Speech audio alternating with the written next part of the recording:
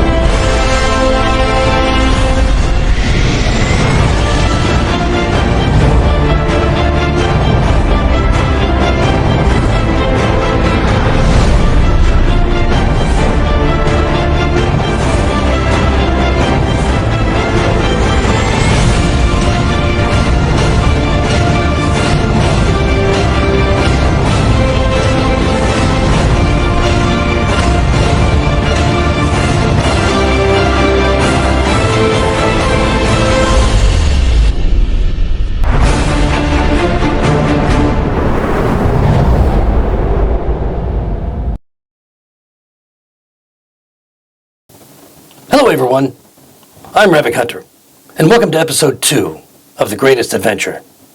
Last week, our heroes came together in a very unexpected way. First, the Atlantean Nihilus was pit against the Sylvan Elf Nim in single combat under the eyes of the ringmaster Dorban Hearthman and hundreds in the Sir Clydewell arena. They, and the other players whom you would soon meet, were in the city of Lionsgate, capital of the Kingdom of Lyonesse, to compete in the tourneys. At the time, none of them knew each other or why they were there, for reasons that are still mostly unclear. As for our two warriors, Nihilus and Nim, the combat ended sudden and swift as the elf took one shot to the chest from the Atlantean's arrow and went down. Dorban healed her with a potion, but she didn't have much time to rest before Dorban was desperately cobbling together a team to challenge a massive centaur sentinel from the Isle of Gades. This is when we meet Jolo, the enigmatic cleric, Hildy, the mysterious mentalist, and Styx, the shady rogue. The five came together as a group against the overly confident centaur and soon had their first win, completely unexpectedly. Once again, they had little time to rest before Dorban beckoned them down to a small chamber below the arena, where they met an unusually obese human man that went by the name of the Fat Man. This fellow had a lot to say, but to the point, he wanted the group to travel to the Dormonts, an ancient battlefield to the north, and retrieve the blood of the king that never was. The Fat Man offered no reward. Instead, he tried to convince, cajole, and finally compel the party's cooperation. When the party finally agreed to do his bidding, they did so not because of the Fat Man's threats, but because of his genuine appeal for them to do the right thing, and his uncanny knowledge about each of them, their families, and the reasons they were in Lionsgate to begin with. The episode ended back in the bunker, with the other warriors competing in the tourneys that day, as a blare of horns echoed from outside the arena, and Dorban rushed in to exclaim excitedly that the Queen was coming! So, Dorban rushes inside and announces, "The Queen's entourage will be here in moments. Please everyone, form up a proper honor guard in the arena. This is the greatest day of my life!" He runs up the stairs leading to the arena floor, gestures to everyone to come forward urgently. "Hurry up, come on!" What do you do? I don't know that I want to get caught in the rush of all that. The other combatants, gladiators, warriors, they're there eagerly moving up the stairs, seemingly genuinely excited about seeing the Queen themselves. Let's sneak out. I don't want to get caught up with the nobles. They play all these games. You might pickpocket some of the people accidentally. If it happens, it happens. But let's go out there then. Do you guys follow? I think we should. Okay. I'm going to look out for any loose purses. Yeah. I'm going to help. Okay. As you enter, rush upstairs with the rest of the group, Dorban just absolutely excited with the prospect of the Queen speaking in his arena, the one that he runs, at least for the tourneys. And as everyone takes their places, the main doors leading into the arena fly open. Trumpets blare loudly, and the crowd cheers as a gilded carriage pulled by 6 white horses and red barding slowly glides through. Queen Penelope of Lyonesse waves from an open window as the carriage makes a full circle around the arena to the adulation of hundreds in the stands. Riding next to the carriage is a young temple knight in gleaming silver plate armor, short blonde hair, and a white cloak fringed in gold that flutters in the wind. Behind him trot the queen's all-female personal guard in silver chainmail and similar cloaks. When the carriage finally comes to rest in the center of the arena, Queen Penelope steps down with the aid of the young knight, who has by now dismounted. She wears a long white gown trimmed in silver, and her blonde hair is piled high on her head, with tresses falling around an elegant crown inlaid with dozens of sparkling rubies. The queen is followed by a dark-haired woman wearing an emerald gown and a scowl on her face as she surveys the adoring throngs cheering all around. Without hesitation, Queen Penelope continues to wave and smile as she approaches the ringmaster Dorban Harthman, who bows deeply and symbolically relinquishes the arena. Nim, your background suggests that you might know a little bit about the personal guard that is accompanying the queen. You know them as the Maidens of Suna. They're an all-female unit of the Temple Knights, wearing the chainmail armor under long white cloaks that are trimmed in gold, bearing the gold rampant lion of Lyonesse, but with one subtle difference: a thorny rose held in its open maw. Since the establishment of this enclave, some 25 years ago, the Maidens have adopted the Queen as their patron since she founded the order, and have pledged their personal allegiance to her. That's awesome. I mean, one of the reasons I'm here is to actually look at the Maidens of Suna, because I admire them a lot. And they seem like a very serious lot. But they take their job very seriously, as they are paying attention much more to the crowds around the arena, and much less so to the grandeur of what's happening. And it appears as if the Queen is about to speak. The crowd beginning to grow silent. So we're going to open up the map there. She's going to talk. She might mention me. She might. Although somehow I doubt that. You never know. I should get a speech prepared. And I'm thinking about it. And King Eldorath is not around, right? It's just Queen. You just see the Queen has emerged from the golden carriage, and they've now by this time been kind of moved to the side, so you can see the full view. You're all standing in line behind them, behind the Maidens of Suna, and then in front of them is the Queen and the young knight that accompanied her, facing the crowd. Dorban is basically bowed and backed away to the side as well, leaving the full focus of the crowd on Her Majesty. After just a few brief words to the ringmaster, the Queen turns to the crowd and pats the air to quiet the noise so she can speak. Somehow, her voice is amplified across the entirety of the arena. Good folk of Lyonesse, and honored guests from all across the Western Kingdoms and beyond. The city of Lionsgate welcomes you with gratitude and open arms. We come together in the spirit of peace and unity, witness the highest forms of competition by the bravest among us, watch them soar to unparalleled heights of triumph or wither with the agony of defeat. We honor them all. Hildy, while the Queen is speaking, you suddenly experience a violent shudder. It's like ice streaks up your spine. Nothing like this has ever happened before. What you're left with is this very palpable sense of dread.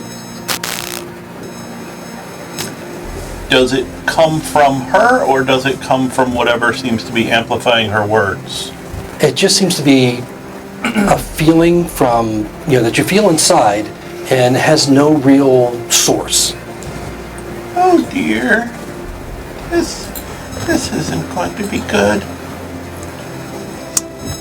You say you have a bad feeling about this? I try never to feel bad, dear.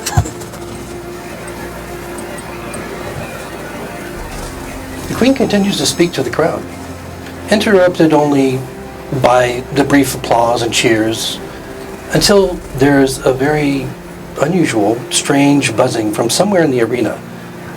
It's faint at first. You don't really, there's no source. It's just a sound that becomes louder and louder until it's too distracting. It actually overtakes the murmuring of the crowd itself and becomes just too distracting for her to continue. She turns to the ringmaster. Dolvin, what is that? I don't know, Your Majesty. I've never had... His voice trails off as a brilliant brilliant white line appears, only paces from the queen, a vertical line. It expands rapidly into a vertical disc at least 30 feet tall and 20 feet wide, filled with this purple-black swirling mist, crackling with arcs of electricity. The crowd gasps as an identical pair of huge figures emerges from the disc, almost seeming to squeeze through to get out. The things are vaguely humanoid, or a morbidly obese version of one, with thick legs rolling with fat that pound the ground as they step into the arena, and equally thick arms. Their skin is darkly red, as if cooked or burned, and they wear almost no clothing. But worst of all are the gaping maws that are filled with teeth that stretch down about halfway along in front of their bodies. It stinks of rotten flesh and decay, instantly overwhelming your senses as raw terror grips your heart. That's when the screaming begins. Everyone needs to roll a wisdom save.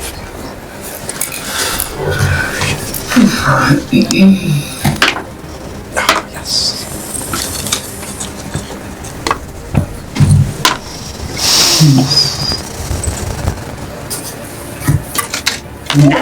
Queen. That We was got 20, this. nice. There are some tiny minis.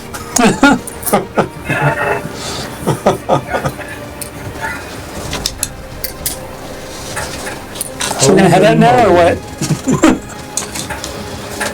Told you we should have stayed down in the back. Everyone's distracted. What are you doing? Everybody give me your rolls. Nim had a natural 20. Nihilus, what did you get? I rolled a 19, so that's 21. Okay, all right. And Styx, 16? 16. Jolo? 24. Oh, 24. Pretty wise. And Hildy, That would be a grand total of 8. 8. Okay. So Styx and Hildy, the two of you, all of you at first, feel this nauseousness come over you, this disgust. You start to dry heave and retch. But for Styx and Hildy, it continues to a very distracting level that they're just unable to act normally. You see that there are many in the crowd and also in the arena, on the arena floor itself, that are experiencing the same thing. As you watch panic just erupt throughout the arena, hundreds of people begin pushing and shoving, desperate to get out. Some going as far as throwing themselves over the sides and falling 50 feet or more to certain death. The shrieks and shouts are just deafening. On the arena floor, the queen stands defiantly, seemingly unaffected, before both the grotesque figures, as the young knight and the maidens that are not overcome with fright. Some of them are, but the ones that aren't, and the young knight also doesn't seem to be overcome by this level of disgust and fear that has come over and stayed with Styx and Hildy. Somehow through the noise you hear Dorban cry, "Suna, protect us!" And a few of the arena warriors also rush forward. What are you guys going to do? Vomit. I'd like to cast a spell if possible. Okay.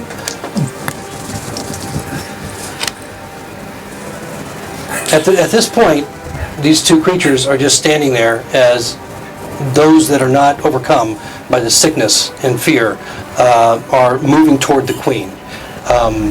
what would you like to do now? What sort of spell would you like to cast? I would like to sort of internally, I'm not going to speak it out loud, but in my mind I'm going to call out to Neve and ask her to help keep these grotesque monstrosities away from the queen, and I'm going to cast Entangle. It's a 20-foot square right in the center of them. Okay, and right now you're 30 feet away approximately from the It's creatures. got a 90-foot range, so Okay. it shouldn't be a problem. Okay. All right. And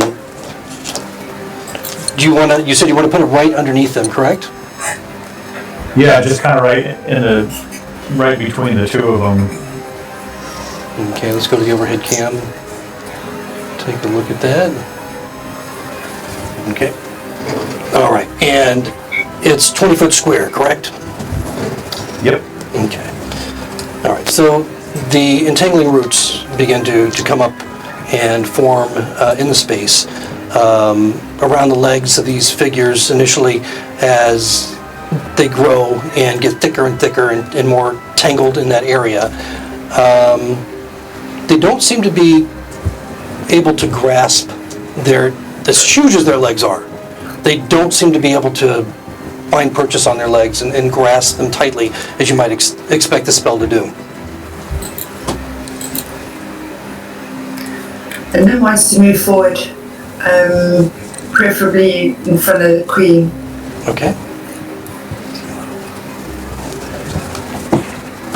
All right, so you're going to start moving forward. And what are the rest of you doing at this point? Am I able to do anything? We're not really in initiative yet, but we're pretty close, depending on what you're doing. So Lyonesse has cast a spell, the entangling roots have come up. There's others that are beginning to move now. What are you guys doing? I'm going to try to regain my composure and Okay, so you'll be able to do that at the start of your next turn, and Hildy's the same situation. Try. Okay, so that brings up... Yeah, the audience is turning to me as the savior of the queen, The audience is perhaps. turning away and doing their best to get out of the arena at this point. Some of them literally throwing themselves over the side. So they're committing suicide and turning away from me, at me, which is amazing. And I'm going to show the world why I'm known as the pony, Okay. the one-trick pony. And I'm going to cast a spell, which is, of course, Bane, on my two new friends over there.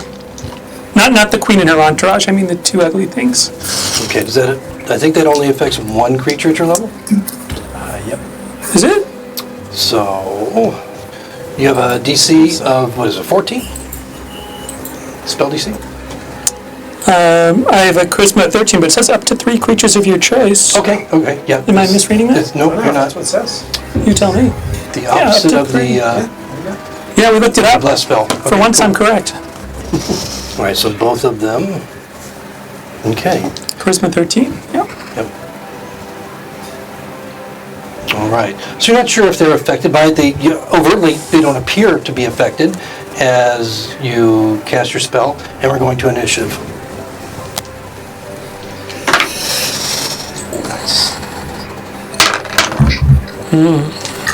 Yes, also nice. I've got nothing to prove. Anybody roll over 20? 21. Okay, so it takes a 21. Okay, and above a 18? 15 or up. Wow. 10 or up? Wow, you guys are 5 or up. We're stunned by this.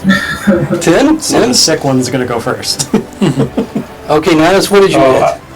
I got 6. Sorry. that was Okay. 5. And, For all those haters. all right, Jello? Got a natural, too. Okay. And Hildy? I got 4. Look at the show off over here. Well, you know, Leave some for the rest of us. I know some things. I've seen some things. Okay.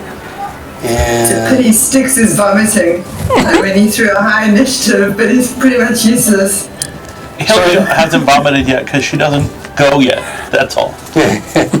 sorry, Lyonesse, what did you get? A 6. A 6. Okay, Angelo, I got a natural 2. you got the natural 2. Okay, Yeah. got it. All right. Right there. I'm not even cheating this time. Okay. Don't even have a deck bonus with it. All right, we have a warrior that's up. Okay, at the beginning of the turn, you can go ahead and make a wisdom save. Those of you that are under the effects of only Hildian and Styx. I'm gonna use a luck point Okay. for that natural one. Okay. All right. What'd you roll? 15. 15, okay, so you're still affected by it. And, 11. All right, and so are you. So both Hildy and Styx are still affected by the, we call it putrid fright, that is obviously, Is anyone else at least puking with us? yes, there are. Okay. Many of the warriors, Oh, some of the maidens of Suna, you see people in the crowds, that those that, are not running or, are throwing up and getting sick and still doing their best to get out of the arena as best they can. So, but the effect of this is that you can still attack, but it would be a disadvantage, and you cannot move in a way that brings you closer to these creatures. You can retreat, however, or move laterally. Okay. So none of you are at the top of your turn order at this point. In the full light of day, these bloated figures appear even more grotesque. Their putrid forms are misshapen, with one arm a withering mass of tentacles, and the other almost normal, gripping the end of a titanic cleaver. A constant stream of slithering, slathering drool drips from the bottom of their lips and sizzles like oil where it falls into the sand. Their red eyes scan the ground in front of them before settling on the queen and the young knight standing protectively in front of her. At this point, the terrifying fiends, they speak as one.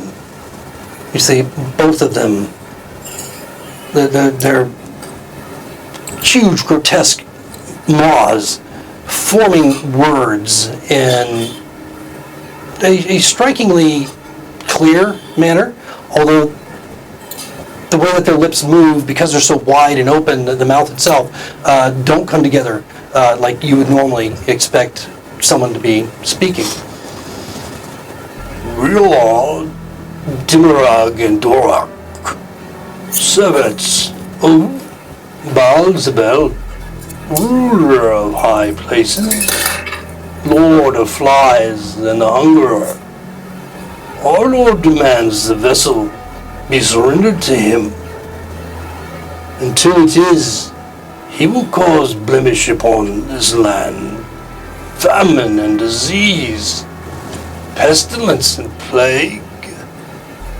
Death will feed the hungerer with the souls of thousands, and he will grow stronger.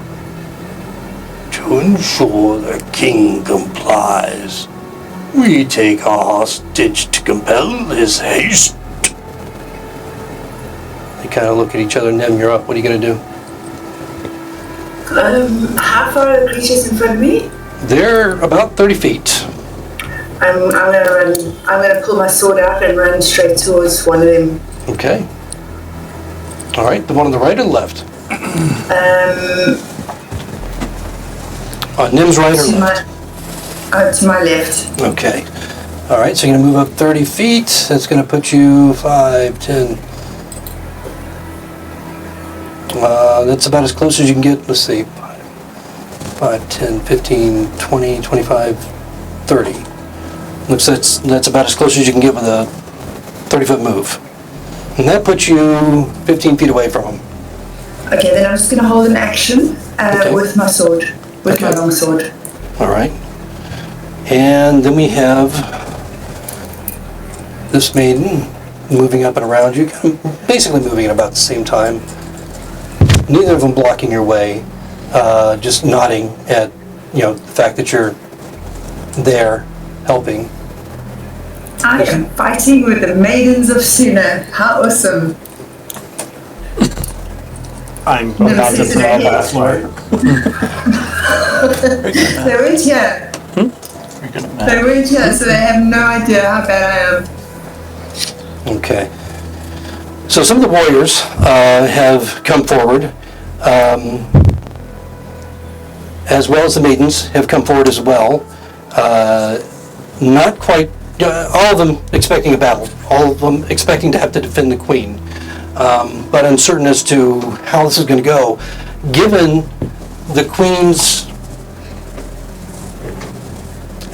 just her basic, the way that she's reacting, or lack of reaction, as she just stands there defiantly looking at the two creatures.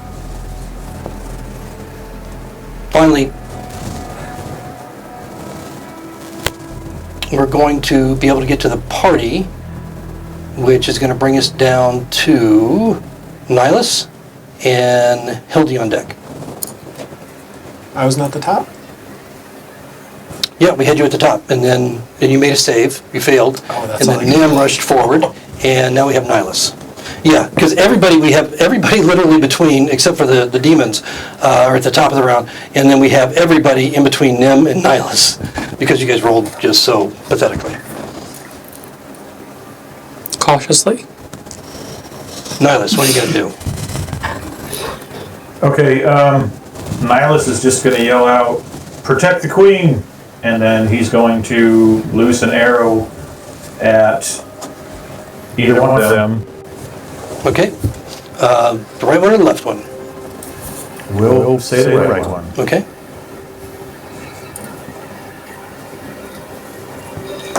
All right, go ahead and make your attack. Pretty sure that's not gonna hit. That's an 11. Yes, no. You watch as it kind of glances off their thick, the one on the left, it's thick hide. He'll take a few steps forward just to feel like he's getting closer to the action, but that would be it. Okay. How far do you want to go? Just maybe like 5 feet. Okay. Just to show that he's engaged and ready to do something. Okay. Hildy, did you roll your save already? I failed my save. Okay. So you And- said that means we can cast, we're just at a disadvantage? Yes. Yeah, you can still cast if it's an attack Okay. I'm going that requires a target. going to cast. The queen's about 30 feet from me? Yes, and then she's about 10 or 15 in front of the creatures themselves. Gonna attack the queen? Nope. Oh. So I am going to cast Mold Earth, which allows me to shape 5 cubic feet of earth. Near as I can figure out by my calculations, if I make a wall 6 foot high, 5 foot wide, and 2 inches thick, that is 5 cubic feet, and I'm going to put a wall of earth in between her and the monsters. Okay. The spell is capable of doing that in that shape? It says I can move up to 5 feet of earth. Okay. I can shape it. Okay. And how tall are you going to make it? It is 6 feet high. 6 feet. Okay. So that's going to just, Block her. yeah, block her, basically come up to the bottom of their bellies. So, all right. And then how wide? 5 feet wide. Okay. And that's concentration? Yes. All right. See, this wall forms of earth and mud, dirt, rising from the ground of the arena, basically just forming a blocking wall, very 6 foot high and 5 feet wide, just right in front of her. She looks a little bit surprised that this has appeared in front of her, a little annoyed at the same time, but given their height, the creatures can still see down and over it, but there is this partition between them at this point. Anything else, Hildy? Nope. All right, just gonna bring up Jolo. Oh yeah. So I'm 40 feet away from these wonderful monstrosities.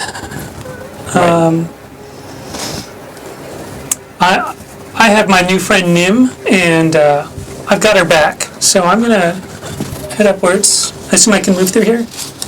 Yes, as a matter of fact, you can take those rings off. We don't need those here for now.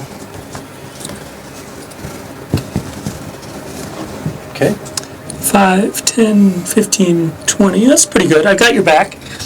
And I'm going to cast Toll the Dead on the one on the left. Okay. And I'm going to hear this beautiful melody. I don't like the buzzing. I want to hear the bells. Well, the buzzing is no longer audible now that the portal has You opened. did it. I don't hear the buzzing. I'm done, yeah. Yes, the buzzing. Okay, I'm now now. walk through. But you're casting Toll the Dead Toll the Dead. on the one on the left. Okay. And I'm assuming he's not injured. So. No, neither of them look injured, but they don't look very pretty either, so it's kind of hard to tell. They look scorched and burned, and, so. But as the reverberation from the bell echoes throughout the arena, it doesn't seem affected whatsoever. Huh. It doesn't react in any way. So. Wow, that's all I could think of. All right. So before we get to the top of the round. I was proud of you. I tried. That was the key thing. Okay. At this point, at the very top of the round, the young knight, who is... Do we recognize the young knight? Is this the prince or anything? Who's asking? Hildy? Mike is asking if any of our characters recognize it, but yes, Hildy was going, oh, who's that lovely young man? It's unlikely Hildy would recognize who this individual is, but if you want to roll a history, you certainly can to see if you've heard a description or anything that might. I actually have advantage on history. Okay. So that would be a 18. 18. Not bad. Given his age, looks like he's about 25. Given the regalness in which he carries himself, his extraordinarily expensive and possibly magical armor that he wears, some of the rampaging lions that you see that are gilded into his sword, and also the one on the cloak itself. He's obviously a temple knight, a young temple knight. You feel like your best guess is he's probably the prince of the realm, and this is his mother, the queen. However, you don't recall his name. Can you point out exactly where he is on the map? Yeah, you bet. He's the one with the long white flowing coat right next to the queen. Okay. All right, so back at the top of the round, he is actually at the very top of the initiative order as he moves in more defensively to the queen, and you see him speaking to her urgently. She's not really reacting. She's standing there again. She hasn't moved, staring up at these two creatures, almost expectantly but defiantly, not reacting at all at this point. The creature's acting as one and speaking as one. They're twins of each other. They're the same height. They look identical. You couldn't tell one from the other, in the moments that you've looked at them, if they were separated. Speak once more. Come forth, no peribble, and feed your endless hunger. Several small gates, like the initial one that these two walk through, appear on the arena floor. And from them come pale, red, fiendish-looking creatures, grossly obese, like the larger demons, except that their eyes are, and their wide, toothy maw is covered with this, like tendons, yellow tendons that are stretched over them. As they walk through, they seem a little bit disoriented at first with the screaming of the crowds. You can hear clearly the demons call for them as loud as they are, speaking even over the cacophony of shrieks and screams that just seem to heighten as these figures appear, and the maidens and the warriors that are able to, in control of themselves, begin to ready themselves as they appear throughout. And I'll put them on the map, and we will also get them in the initiative order. Like those two big things are not enough. Did you guys just annihilate a massive centaur last? Jolo started it. He attacked him. Well, I didn't because they're These are his fine. friends. Can we give them the centaur as their offering? Centaur's not here. Yeah, somehow he's missing out on all this. There's so many of them. Sure, one comes up right next to them. No, that's Jolo.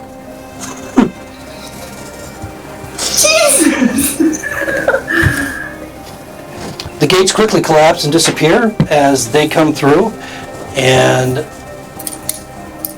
they're getting into the initiative order right now. Not a fan. Yeah. Gotta say. I think we pissed off the DM last time. It was fine till Jolo told them dead or whatever. I on didn't this do guy. anything though. You still attacked. I played some music for them. It's not my fault they don't like it. Come on, it could be like Somebody did fire an arrow at him. and missed. I thought it was gonna one-shot one of those guys. So none of them popped up near me that I can take a attack of opportunity, right? None came. Yeah, none appeared Actually, close. I'm that holding close. an attack. You should take out one of the big guys. Oh wait, Which one? Can't even there one.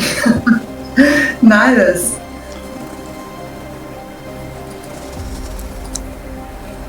So don't tell me you have another plan. You look at me and I look like I'm about to vomit everywhere. That looks like it's Styx's plan. Wow, every one of these ended up in the turn order between Nem and Nihilus. You guys let this huge. Styx and Nem.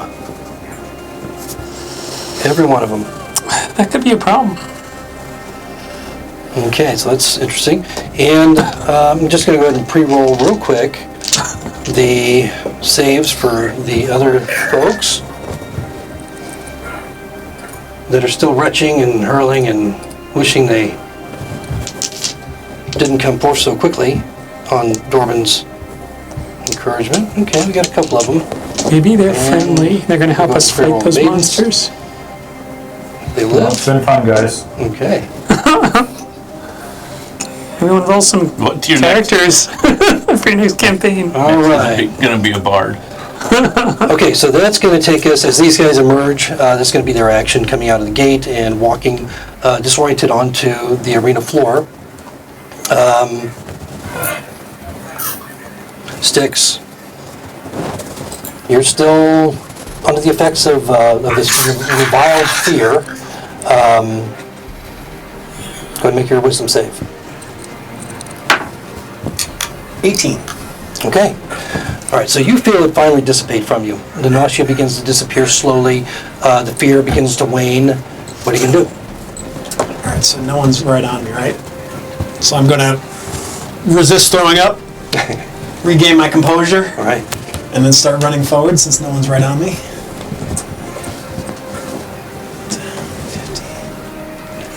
30. I'll get right behind them. I'll say, let me help. And then I will shoot a firebolt at the guy on the right. Okay, on the right. Okay, gotcha. Okay. Nope. Where am I? Did you roll that miserably? 11? Okay, no, misses. Just wings right by him. Into the stands. How did you miss? But as empty as they are becoming so quickly, you don't hit anybody. And just see it just scorched the side of the arena. Is that it for Styx? That is it for Styx. Okay, so between Styx and Nem, we got all these little fiends that are moving forward. Now, it's curious the way that they are walking. They're kind of shuffling, and it doesn't look like they move very, very quickly. Of course, they're huge bulk, and the fact that they don't have long legs, they got very short, squat legs, trying to move, listening, and almost trying to sense the air as they come forward in one direction or another. Okay. All right. So, make a note here.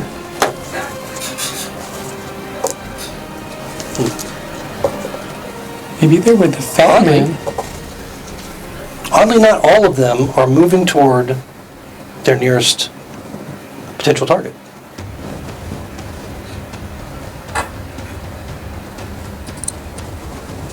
Are they leaving as well? They're not leaving, but they are moving. They're throwing up, maybe?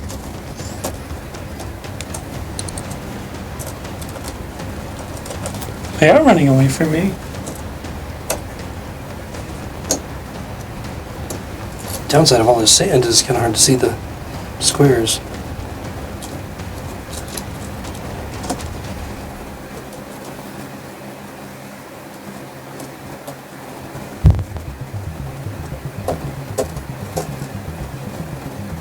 And then when they come to some, whether it's a barrel or an individual, once they're within a certain radius, it seems like they're able to focus in on their target and move toward them.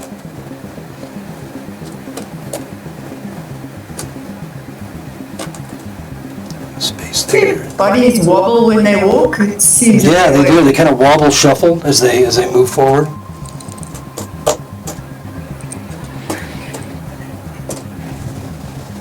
I think I got them all. Okay. All right. So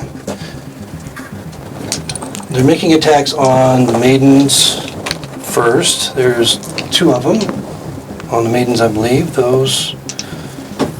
And we note that each one of them, as they get closer, and in the bright light, it was hard to see, because it's a nice, sunny, beautiful day. The sun is shining brightly, Suna's smiling, patrons are screaming and running and diving off the arena, and this madness is taking place inside. Aside from all that, you note as they get closer that they seem to have this strange green cloud that resolves as vermin that are oozing, crawling, climbing, flying all around them in close proximity. It's pretty disturbing. And everyone within 20 feet of one of these creatures needs to make a con save. The little ones? Yeah, within 20 feet of the little ones needs to make a con save. Yes. Against? Poison. No, sorry, acid. Acid damage.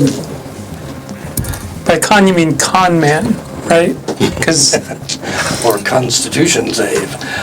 Yeah, so sorry, it's against acid. As those of you that are that close can feel the droplets of acid that, from this cloud of vermin that manages to get on your skin. Anybody fail? I mean, what'd you roll? Sorry. I failed, I didn't. 17 for me. 17, okay. Nem, you're good. 18 for Nihilus. Okay, Nihilus, you're good as well. 19 for Styx. Okay, Styx, you managed to succeed. And are they close to Jolo or Hildy? Yep. yeah. Yep. What'd you guys roll? First question. Feeling confident. I'm within 20 feet of 2 different ones. Okay. Will that be a save for each? That'll be a save at disadvantage. Well, Say the disadvantage. Yeah, so just one save, but a disadvantage. 3. Just get worse. Oh, it's actually better. Alright, so Hildy takes 4 points of acid damage from the proximity. And what did Jolo roll? He rolled a 6. A 6. 7 points. Massive 6. Acid damage. Oh no. No, I still got points. See, it's all good. I'm rocking it. Okay. Can just out of curiosity, can I do spare the dying on myself? Like in advance? Just in case next time I can have it, I can ready in action. No, unfortunately, no. Okay. These roll questions are tough. So one of the maidens also takes some damage, and a couple of the warriors as well. One of them not looking too good. And then the creatures themselves, as they get close, you see the sinewy jaws stretch, teeth come through, and they attempt to bite. And you're not sure, because they don't seem to speak, they seem more to grunt. You get the impression that they're saying, "Consume," as they lunge forward to bite you.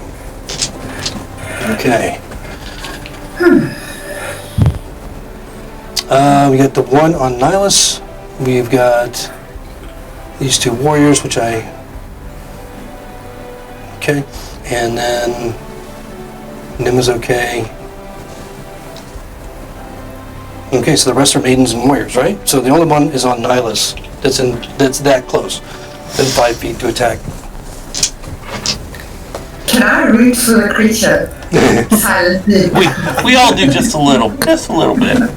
Okay, as the creature runs forward, Nihilus, he rolled a 14 to hit. That's my armor class. Okay, so he manages to hit you. Biting, you can.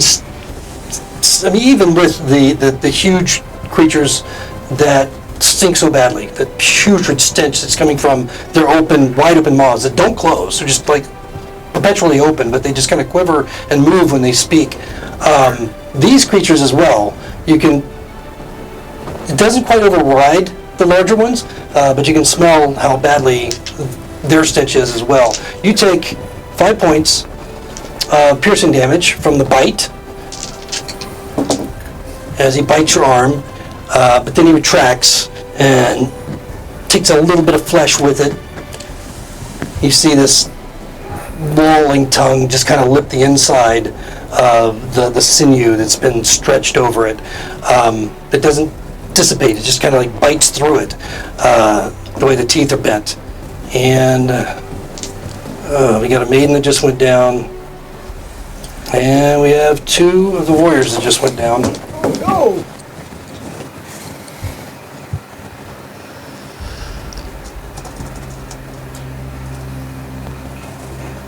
This one was sick, he's still alive. This one went down. no. Oh One of the other the maiden at the very end there is looking rough. Well, there's no need to At make this fun of her point. appearance just because she's not. Okay, that's going to finally bring us to Nim. Is it minus between myself and the creature?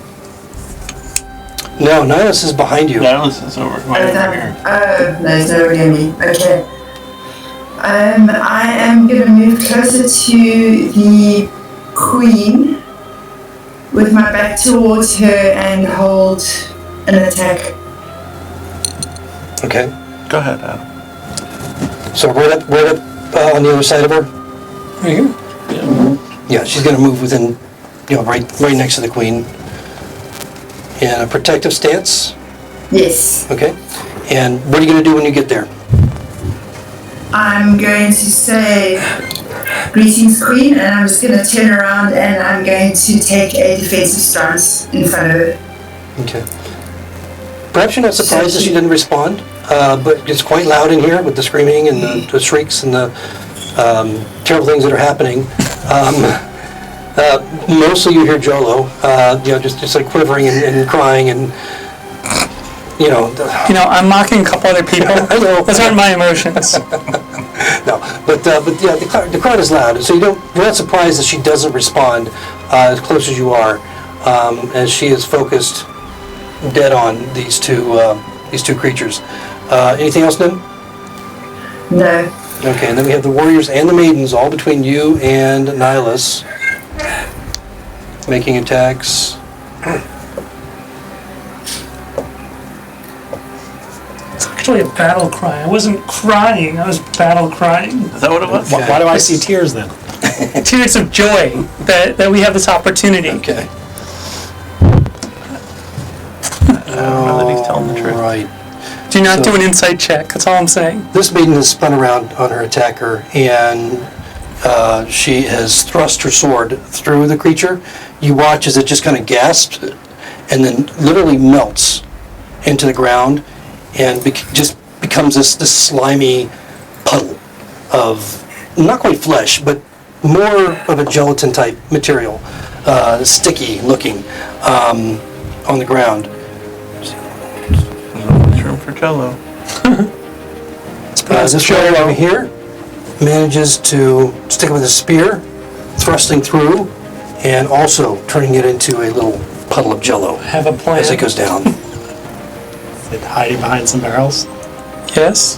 This one, No! Yes, it is. this maiden attacked, and she missed. Oh, yeah, she rolled the natural 1.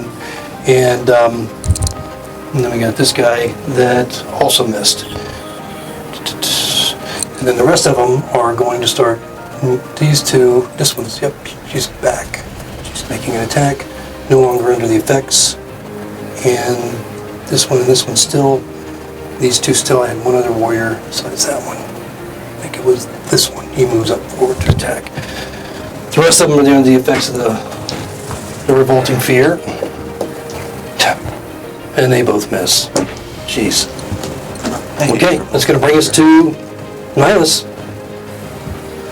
Alright, seeing that he's in very dire straits and really has nowhere to go, especially with a big chunk taken out of his leg, he's going to very reluctantly drop his longbow, and he's going to pull out from behind his shoulder scimitar in each hand, Okay, and he's going to use his main hand to attack once at him, all right. Go ahead and make your attack. and that's a nat 1. Oh, that one. Whoa. there we go. First player to roll a nat one in melee combat. So, we are using our critical tables. And so, get ready to roll your 30-sided dice. Roll a natural 1. 26. All right. It's gonna be a good one, I can feel it. Me too. Jolo, you take. Yeah, he flings his weapon that far away. Or a leg? Are you right-handed or left-handed? I distinctly remember a promise of no heads rolling. Yeah, there won't be any instant damage. As oh, come on, you silly thing. What if he cuts his own bow in half? Snaps his bow, He did drop it. slips on the puddle of slimy demon goo. Okay, so your foot goes forward in the sand and slips. You need to make a dex save.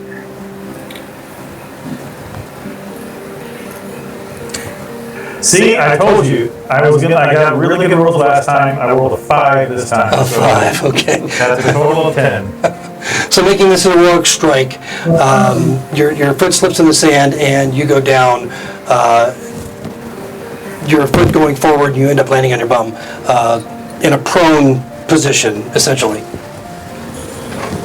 Okay, well, as he's falling, can he make a mad slash with his offhand as a bonus action? Yeah, he still has that bonus action with the other sword. I won't make you roll at disadvantage. So go ahead and make your attack.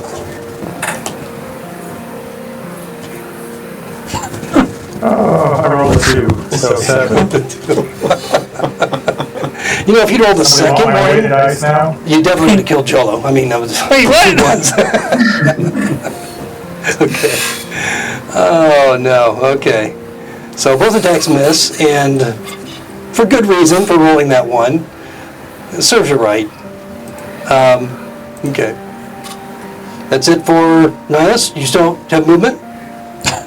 if you want to use it. Yeah, he'll get up. He'll just stand up. He's not gonna go anywhere. Okay. All right, and that's going to bring up Hildy. Okay. Hildy is still feeling the effects of the repulsive fear, so she can't move closer to those monsters. But you can go ahead and make your save at the beginning of your turn. Oh, good. A lot of times it's at the end of the turn, but in this case it's at the beginning. This is con, right? It is? No, wisdom, sorry. Oh, Because it's basically a fear effect. 21. Yeah. It's 21, okay. Okay. So you feel the fear begin to dissipate as well, the nausea, which is kind of the bonus part of that whole thing, the retching and the throwing up and the sickness. Bonus? Yeah, it's a bonus part of the fear. And it begins to dissipate as well, and you're able to act normally at this point. Okay. So since she is still not within melee range of any of them to get an attack of opportunity, she's going to move away. 5, 10, 15, 30. Okay. All right, so Hildy moves away, and anything else? That save was not her action, so she still has her action, unless you want to dash. I do not want to do anything else right now. Okay. Although, I think my wall might fall. It's concentration? For a couple of reasons. Well, it's a cantrip, so I don't know if it's concentration. Probably is. But in rereading it, it's not 5 cubic feet. It's earth that can fit inside a 5-foot cube. Okay, so, but it standing on, well, it's a 5-foot cube, earth, right?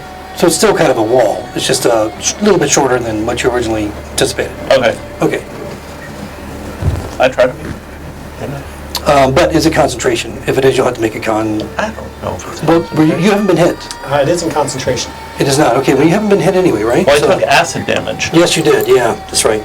But it's not concentration, so I think you're okay. Then I'm good. Yep. It lasts for 1 hour. Excellent. Okay, just gonna bring up Jolo. Come on, Jordan. Save us. Yes, I'm going to save everyone as I serve as a distraction for the team as I fall down. I'm seeing everyone just kind of prick these bubbles and they turn to gel. So I'm going to try the same thing. Okay. I'm going to be a man of action. Is it gonna be an actual, like a brick? Yeah. You're gonna, I'm going to try to use my mace. Oh, but with your mace. Okay, got it. Wow. Wait a minute, I don't know where you were going with that one, but I feel offended. Well, you said flick, and so I just, improvised weapon flick. You know what? I'm just going to leave this whole arena. 5, 10, A quarter point of damage with the flick. 15, 20, 25. I'll go right there. Oh, he snuck up behind one. Snuck up behind one, yeah. So that's like double, triple damage or something. Oh, it stinks to high heaven. Are we doing flanking rolls or not? Sneak attack. It's the +2. The flanking rules are gonna be +2, so when you are flanking, you get +2 to your attack, not advantage. Oh, so I will add +2. Okay, I'll do that. 10 plus 2 plus, I believe 1. Are you proficient with the mace? What's that? That's 2 for flanking, right? Yeah, Oh, that was the first 2? yeah. Okay.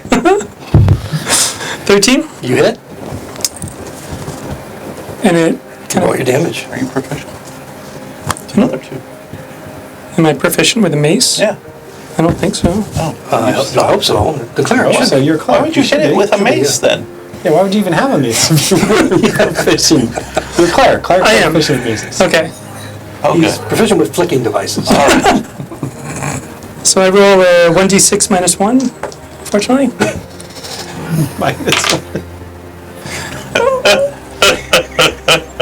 So I rolled an Alice. So that's 1 minus 1. 2 minus 1. 2 minus 1. Okay, so literally you did just walk up. He bumped it. That's psychological warfare is what it is. It is. It gets his attention, which is, if that was your endeavor, you accomplished that at least. No, what I was trying to do is say, hey, look at the guy in front of you on the other side. So that got his attention. He's Definitely looking away from me. Yeah. Yeah, Okay. nice knowing you guys. So anything else that Jolo would like to attempt with mace or otherwise? I think I've done what I can do. You've done your damage. Yeah. Yeah. All right, so that brings us to the top of the round, and we have, we'll call him the Prince. He's guarding his action against, still guarding the Queen, speaking to her. He seems to be a lot more. The urgency has been replaced by desperation. He's reached out and started to shake her. As he glances back from her to the creatures that are looking down on her, and all the chaos going on around with these new Paribo coming into contact, into the arena. The demons look at each other, and one with his tentacled arm, and you can see that there are 3 independent tentacles on the left arm that make up the left arm. There's no arm per se, just the 3 tentacles coming out of the socket that would be an arm on his left. And of course the right arm being more normal, holding the cleaver. The one tentacle seems to hold a shining, gleaming object, very small, about the size of a coin, maybe a little larger. And you just see it for a moment, any of you that are actually looking, and then you watch as a golden cage in the shape of a cube suddenly appears around the Queen. At this point, still the Queen not reacting, you watch as the Queen inside this cage, and the cage itself, suddenly, very, very quickly, shrinks and then disappears. I wouldn't have had a chance to grab it or anything. Grab at the Cage. At the cage? No, I don't think you have a reaction to use. And I've got holding an action to holding an attack. action. Okay. Yeah, you can make an attempt to grab at it if you like. Yeah. What do you need? Basically, are you striking at it, or are you trying to grab it? I'm holding my sword, so I'm assuming I'm striking at it. Okay, all right, because there's a difference whether you're grabbing or striking. So if you're striking at it, then go and make an attack roll. You're going to chop the Queen. 22. Okay, so in the space where the cage was, as it is diminishing in size, I mean, just instantaneously you see it shrinking very quickly. You strike with your held action, going through the space. It still disappears. You're not quite sure what effect you may have had on it. There's someone else with a held action right now too, and that's the young knight. And he cries, "No!" and immediately rushes forward to attack the creature on the left that's holding this glimmering object. Looks like it might be a gem, perhaps. Is there blood on Nim's blade? Hold on. Passively, you don't see any.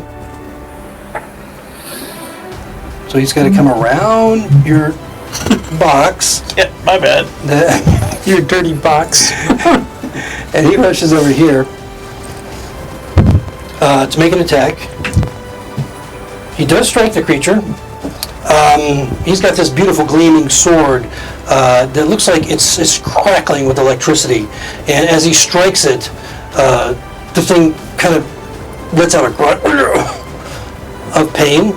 You watch as the sword drives him deeply and then extracts itself, the crackling electricity remaining for just a moment, and then this like oozing pus falling out of the wound that just kind of just globulate slides down the leg of this demon. He makes another strike.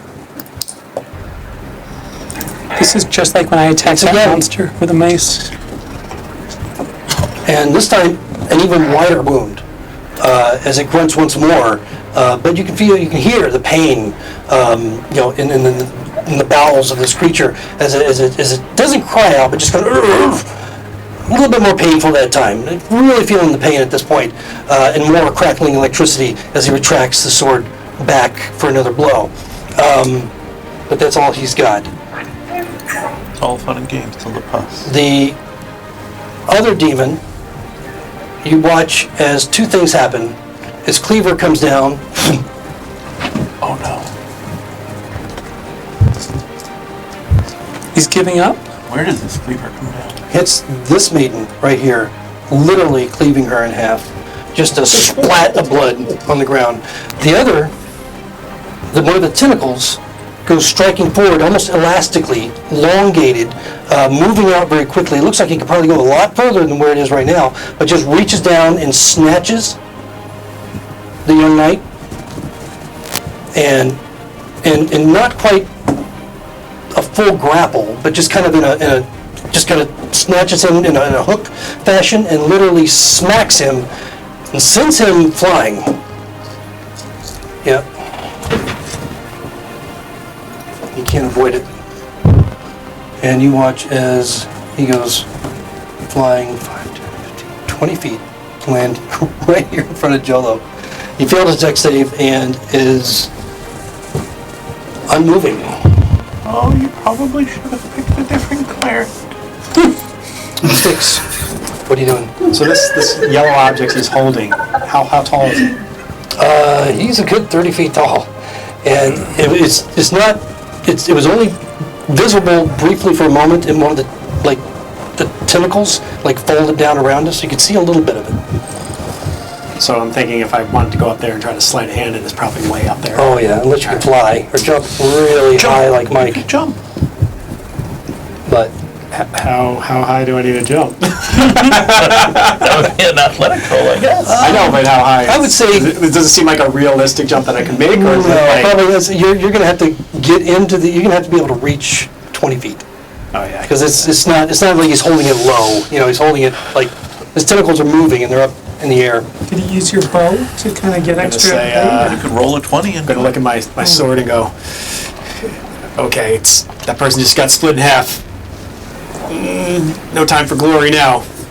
And I'm going to... No time for glory. 5, 10, 15. Yeah, get that guy. And I will slice at him with booming blade. Okay. Shit. Get your D30 out. I will use a luck point. Okay. My final one. we saw. I'm going to make you guys hit something before you fuck Oh, off. even worse. Okay. Even worse, so that's a 7. Okay. No, misses. He misses with a 7. And I guess that's it. All right. Yeah, that's it. I can give you fighting lessons if you want. Okay, so between Styx and Nim, we have all the new 3-bone. And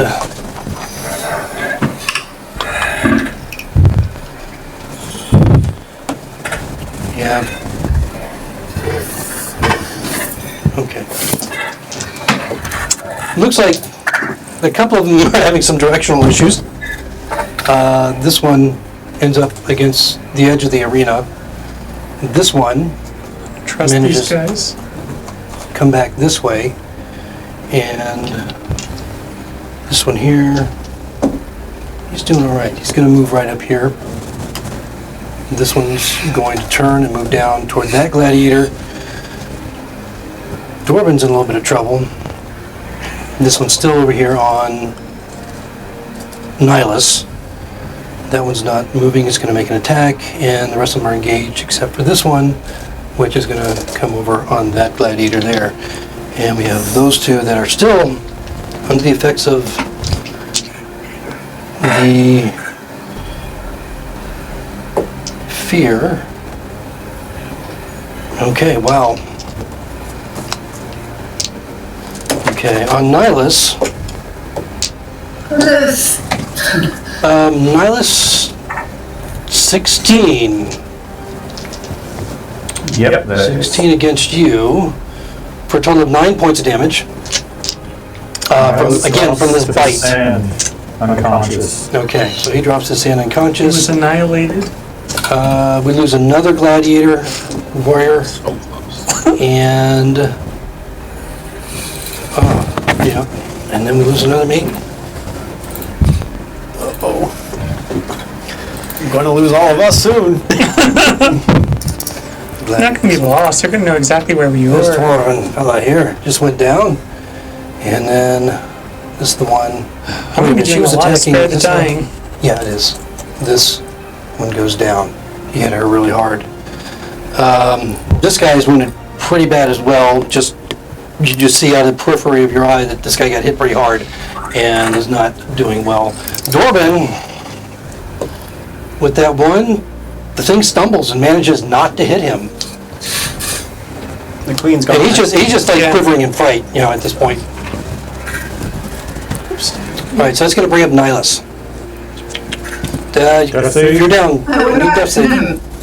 Oh, sorry, Nim, and then we got the warriors and the maidens. Nimi's going to go rushing straight towards the creature that the prince attacked. All right. And I'm going to take a strike at it. Okay. Aw, I liked him. She's gonna die again. So 23 to hit. Yeah, 23 hits. Where are you? You're right there. Yep. Towards this one? Yep.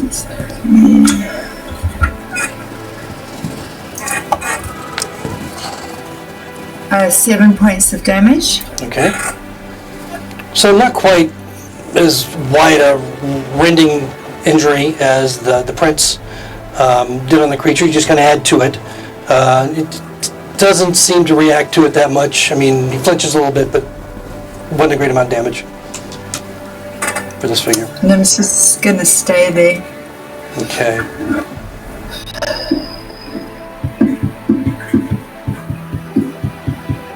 Warriors that are left. Let me roll their saves first.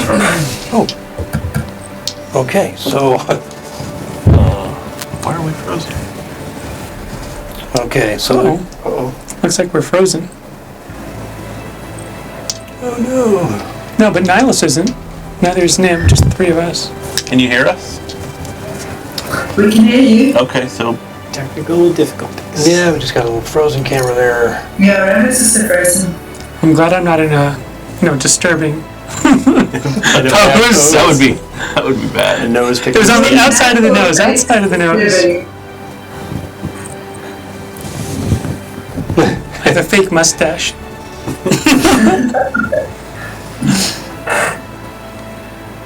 Yeah, it seems like OBS is. I look like I'm deep in thought, but we all know the truth. Oh, there we go. Here we are. There we go. I'm still frozen though. Quick, Yeah, the but DM can't do anything. Let's take them all off the board. Thank you, OBS, for your upgrade, your update here yesterday. That's got my cameras all goofy. Okay, so. Sarcasm. Welcome to streaming, folks. Yeah, really. Okay. Back in position, I'll never know. Okay, so let's see. It was just the one gladiator that did not. Let's see, I think he's this one right here that did not save. Everybody else is now free of the fright. That woman that was cut in half, I can still use Spread the Dying on her eventually, right? Yeah, Maybe a little glue? You have to would cast it probably twice, be a little though. bit- She can just walk it off, I'm pretty sure. Spirit dies a cantrip. Alright, so this Yeah. maiden is rushing up next to Nim. She seems just absolutely infuriated. The queen has disappeared. These are the maidens that are charged with her protection. Take the wall away. I'll quit concentrating. Okay. You can hear their sobs, their cries as they fight desperately. The two of them, a few of them that are left, are able to get up there. Dorban, in his fright, is going to run, and he's going to dash. Does he have a big gold pouch on him? Just out of curiosity. There'll be an opportunity attack against him. No, but Nihilus stuff laying in the dirt. These two attacking, these two, and I think I got everybody engaged I now. wouldn't So, steal from a dead man. Dying man, maybe, but not a dead man. okay. All right. So. Okay. So the maiden's attacking the two demons. Get some good strikes in. You watch as two of them add to the wounds. The one striking the other one as well, and And then we have the warriors attacking the smaller ones. Okay, all right. 3 of those. And then the maiden on the other one. All right. Okay, so this one goes down in a pile of goo. All right, these two turning and attacking this one together also managed to finish this one off. This guy is kind of cornered. That one's still feared. He's not doing anything, and this one just went down. Okay. The other ones either missed or didn't do a lot of damage. And that brings up Lyonesse. Okay, death save. Another death save. At least it wasn't a 1, it was another 2. A Are nice you using the fail. same dice as you used last week? I'm using the exact same dice. Shit. I think you need some I new think you should ones. change them. All right, Hildy? Did you say Lyonesse has 4 sets of dice? I did, and I'm using, well, I'm using the same 2. I guess I could switch to the So, other 2. Hildy saw Nihilus fall and realizes that without him, she's just going to have to depend on Jolo. So she's going to run That's a over problem. to Nihilus Let me get us back on the battle map. and try to make a medicine check just to stop his bleeding or something. Okay, you can attempt to stabilize him. Okay. Go ahead and roll a medicine. All right. Nat 20. Nice. Okay, so you staunch the bleeding, and you manage to very quickly revive, not so much revive him, but at least stabilize him. He's still unconscious, but he's at 0. Mouth to mouth. As a free action. But yes, he's stabilized and no longer will have to make death saves unless he's hit again. So, all right, anything else from Hildy?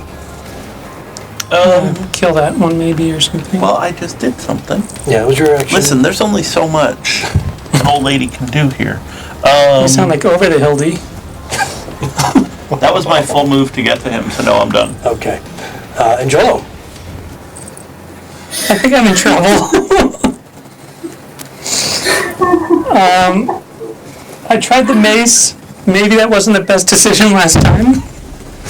I'm thinking. I'm gonna try. Toll the Dead. This guy. I can tell he does not like bells. The little guy. The little guy? Okay. The little guy. Right next to you.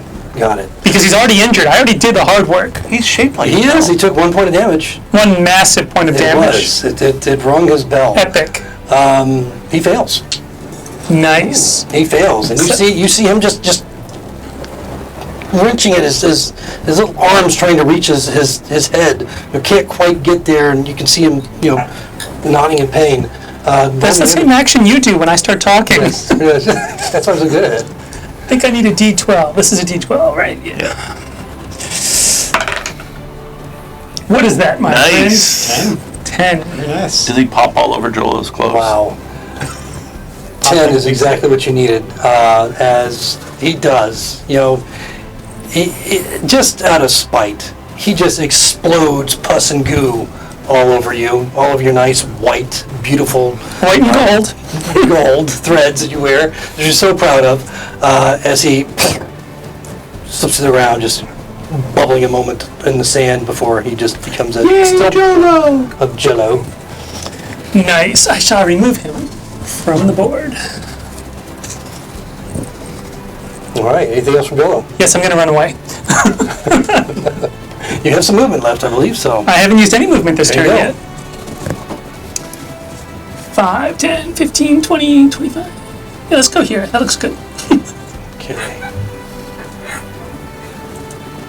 Geez, did my battle cam things up too?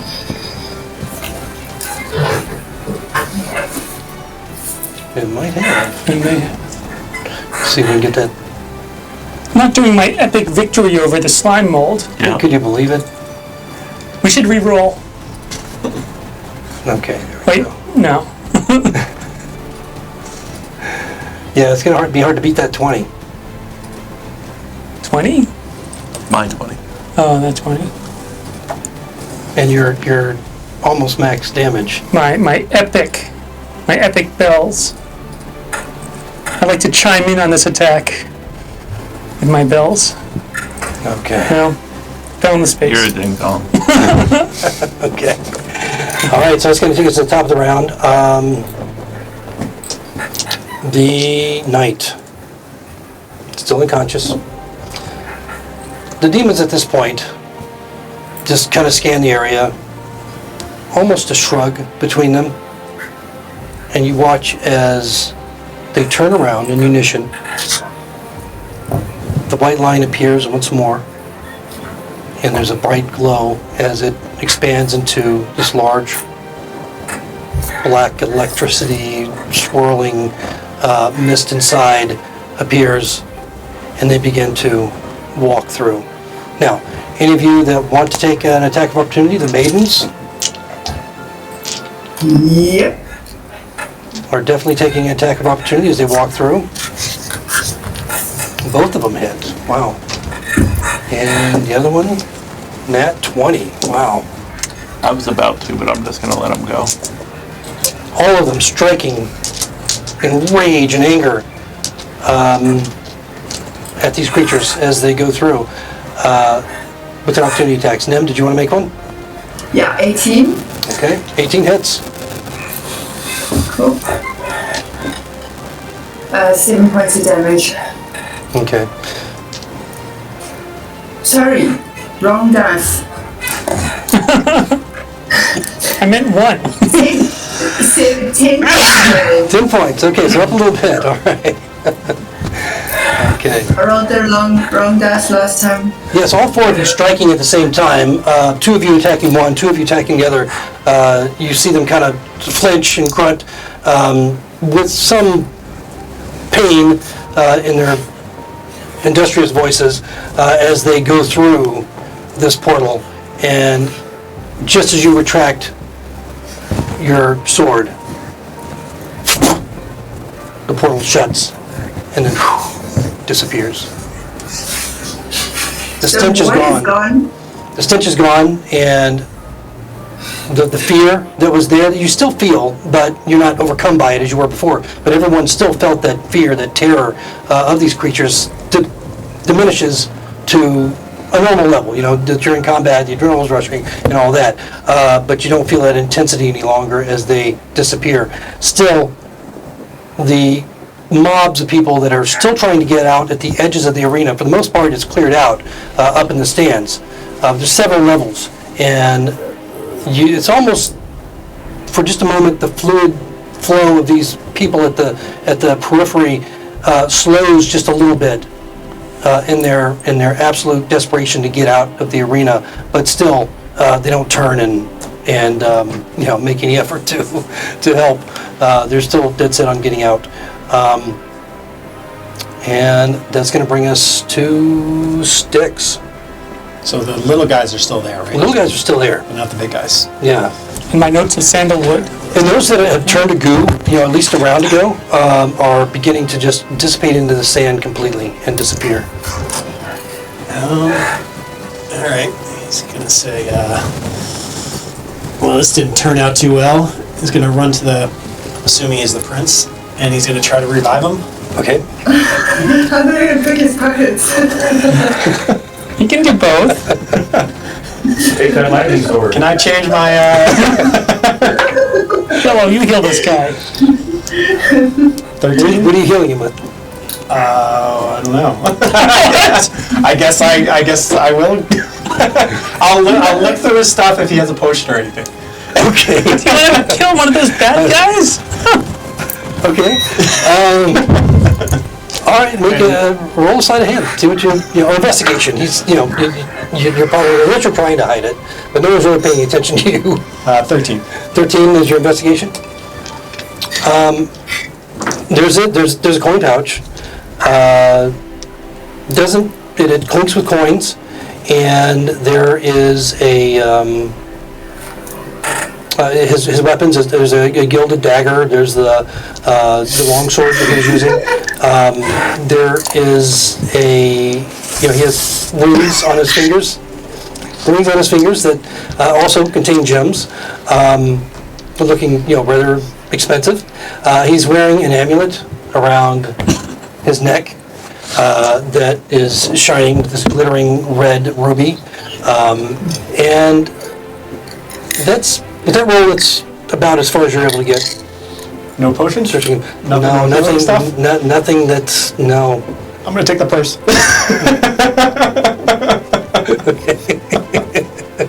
It's too tempting. All right, so just roll a sleight of hand with advantage, just to see if anybody happens You to just notice. said medicine? 22. All right, so in the process of investigation, you cut the strings and move the purse away, stealthily stowing it within your many pockets of your cloak, and not even a slight clink of coin as you move it, and you feel pretty safe and secure that you've moved it away without anyone noticing. Free action, I'll just shake him. Hey! Hey! Which attracts all the monsters as they converge. Spurting out. No, he seems unconscious. It's not clear whether or not he's he's not responding at this point. So, All right. I will finish my movement and run towards Jolo. okay. To share? You don't know what I did.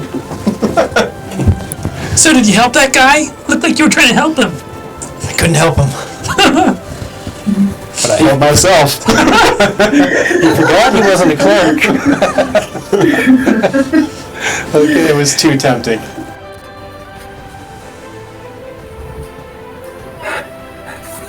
More frozen again. Oh, wonderful. So is Nihilus. No. Why? OBS, why? Oh, man. I will say my intention was to help him.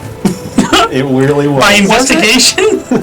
Well, I didn't have any way to heal him. What about medicine? All right, we're going to take a break real quick so that I can get this healing kit. camera worked out, and hopefully we won't have any continued issues with it, and then we'll come back, and the Naribos will be doing their best to exact revenge and damage and whatever it is that they want to exact, mostly just eat them.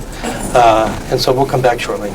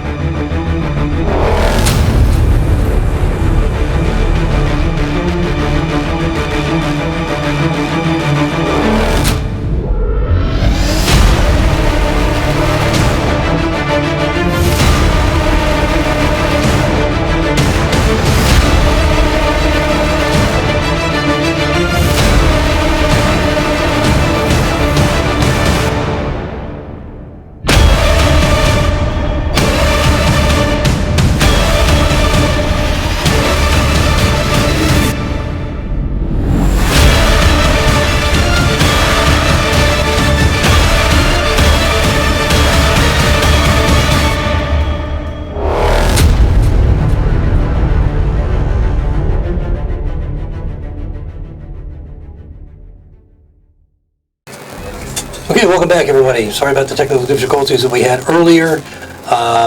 May have them again because it turns out we're going to have to, it was due to a software upgrade, and so we're going to have to work on that between episodes. So hopefully we'll finish this one up in the next hour or so and be able to get through it without too many freezing cameras. In any case, we left the characters, all of our heroes, in the midst of a battle. The main demons, the strange, very large, obese, wide-mouthed creatures that had stepped through a portal, had turned and left the scene, leaving behind them several smaller little versions of themselves, these little fiends that were terrorizing the rest of the maidens and warriors, and of course the players themselves. So that's where we left it. And I believe we were at Nim in the turn order? Is that correct? Nim? I think Styx just went, he looted the prince, and then, I don't know, Liberated. It's like But Nim, you didn't act or do anything, correct? Before the break, so then, yep. So actually, we're on the New Paribo between Styx and them. Okay, that's where we're at. And Okay, so- I know where the prince is. The prince is lying on the floor. And where is Prince. Nihilus? Yeah, before you go, Nim, I've got the New Paribo are doing a couple things. Because they didn't finish their actions before the break. Old Rebo. New Freebo Paribos. Classic. Okay, so we got one that's coming over to attack the maiden. The maidens are standing almost in stunned silence at this point. This one is finally beginning to turn around.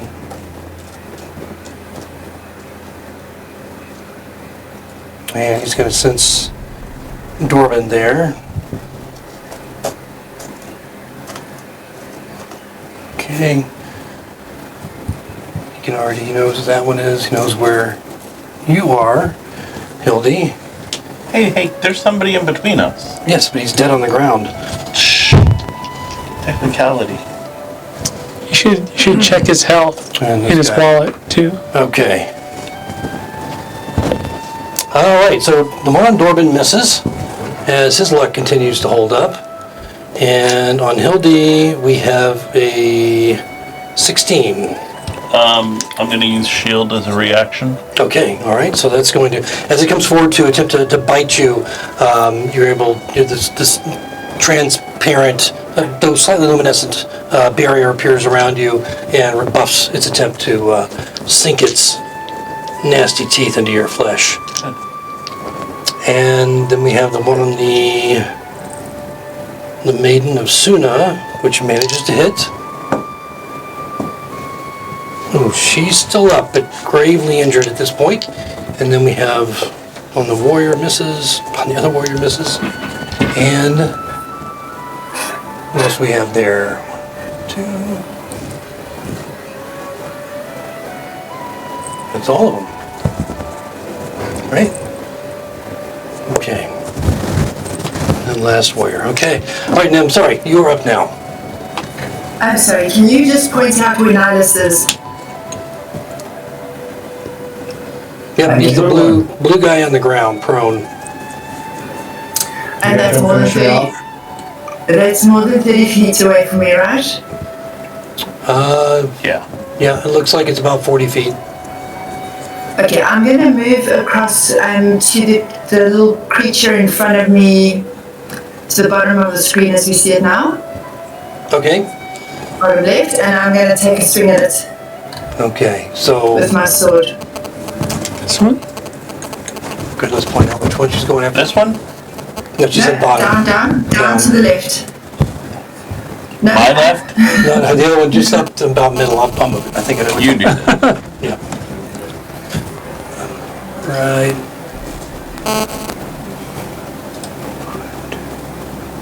No, other way. Other way, over here? No, yeah, that creature that's right by me there. Okay. All right, so go ahead and make your attack, Kim. No. It's 15 to hit. That's a hit. Okay, listen. 6 plus 9 points of damage. Okay. That one begins to shrivel and shrink. Its maw opens up wide to cry. Don't really get much of an audible response. It's just a wide opening as it stretches the sinew in front of it in pain as it sinks down into the sand, becoming just a puddle of gelatin once more, like the others. Do I have any movement left? I think probably another 5 feet, right? I think you were right at the edge of 30 when I moved you. Okay, it's fine. Then I'll stay where I am. Okay, so after Nem, we have the warriors and the maidens. Alright, they're going to start to converge on those that are still surviving.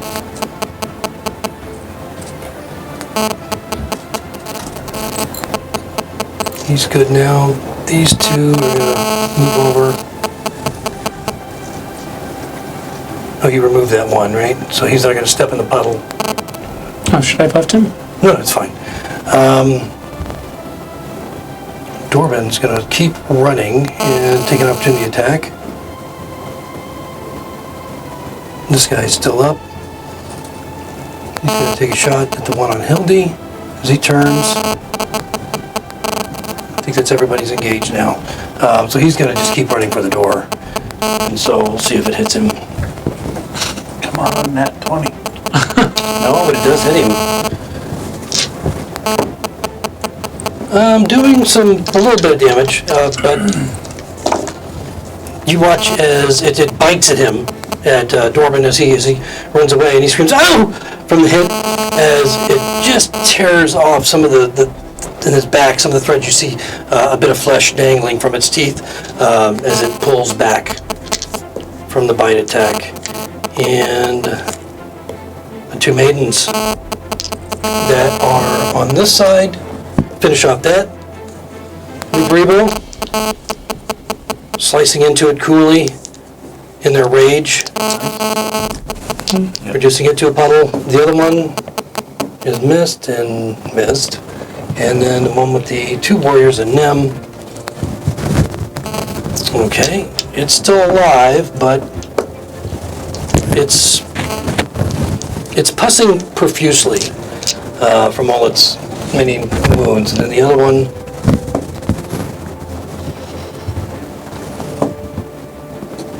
misses. Okay. All right, that brings us to Nihilus. You're stable but unconscious. Yeah, so that's just a pass, right? Pretty much. Yeah, so there's nothing you can do at this point. There's no death saves or anything. Can't you just wake up? Yeah, snap out of it. Yeah. Hildy. I believe drawing a weapon is a free action. It is. I'm already being attacked and don't want to get an attack of opportunity, so I'm going to draw my short sword and attack this guy. Okay. For the first time, you see Hildy draw a blade. Well, that would be a grand total of 7. 7 misses. And it appears like she's not very proficient with it. Yeah. Or maybe she just doesn't like the stink of a new Paribo in her face. It might be that too. The notes of sandalwood are floating in your direction. Yeah, They should inspire. The lavender. No. A Bad. little bit of a conflict there. Yeah. Anything else from Hildy? No. Okay, so wild swing from Hildy misses, and Jolo. Yeah, so I've got a couple of things I need to get done. The maidens over there are watching me, right? They're focused on their brethren. Let's see, 5, 10, 15. This guy's within 30 feet. So I am going to double down on my Toll the Dead. Okay.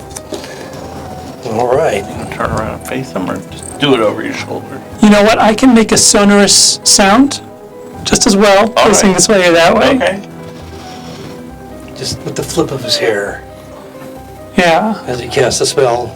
You don't have to like Backwards. point your mustache at them or anything? My mullet. My mullet is the true source of power. Shake of the mullet hair. Exactly. Flick the mullet. Alrighty then. So getting past the mullet, You can't get past the mullet. I know. He fails to save. Boom! Echoing through the arena. Go and roll the damage. Is he a damaged individual, or is he The one on. right there? No, he's just been wandering. He hasn't come into contact with Nice anybody. try. So he only gets the 8. Yeah, when you get the mullet and the mustache at the same time, that's the real problem. This looks like a good one. I can feel it. Wow. So anyway, Is that Can one? he handle that one whole point of damage? you know what? This is what happened last time.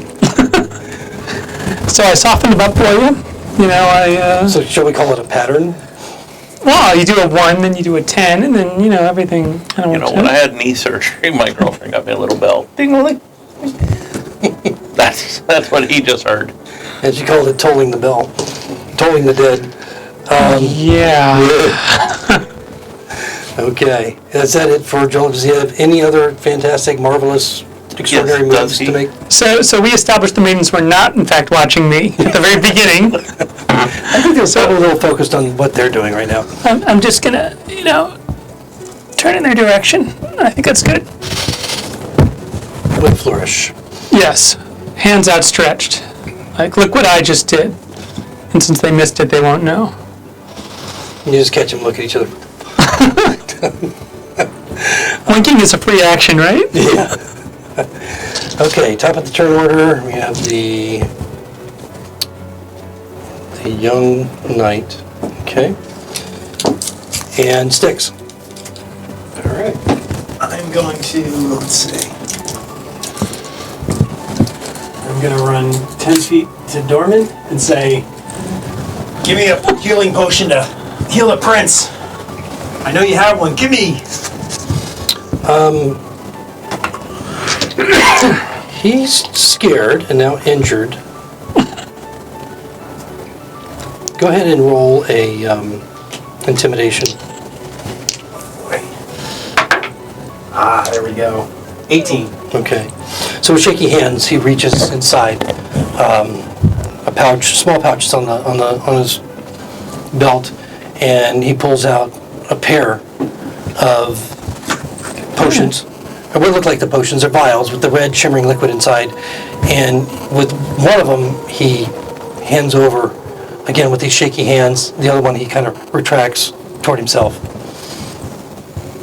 Can I... Is it free action just to take it, or And yeah, to take it is free action. All right, I was going to grab both, but I think that would probably be an action. All right, I'll take one. Okay. And I will run towards 1, 10, 15, 20. That should get me right up to him. And I will pour it down his throat. The Prince, right? prince, okay.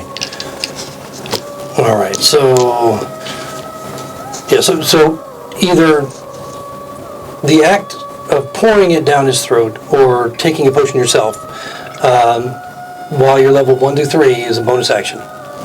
Okay, in our game. However, after you guys, if you guys make it past level 3, then it becomes an action to actually use a potion in that way. So, with your bonus action, you haven't. Everything you did didn't include a bonus action, correct? With the movement? Yeah, no. Okay, then you're able to force him to imbibe this potion. And it's a 2d4 plus 2. You can go and roll that. 4, 5, 6, 7. Okay, and you note that as the potion flows down his throat, he begins to slowly come to consciousness. And we'll deal with him on his round. Anything else from Sticks? And I still have an action, right? Because I have free action handed to me and bonus action. Yeah, bonus. yeah. And I will firebolt that one guy just to the south of me. Okay. Don't I weaken for you? With that 1 point. Teamwork. 13?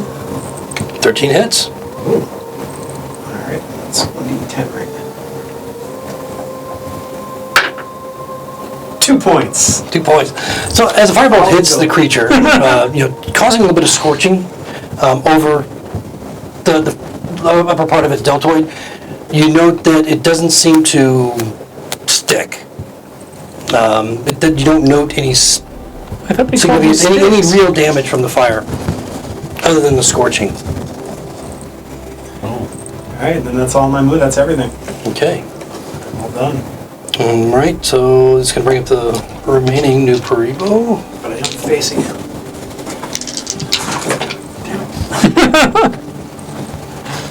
Okay, so we have one dealing with the maidens, and another one dealing with the warriors, one on Hildy, and this one, you are now close enough to him, and he's going to come lumbering forward to attack Styx, It's okay, I got you.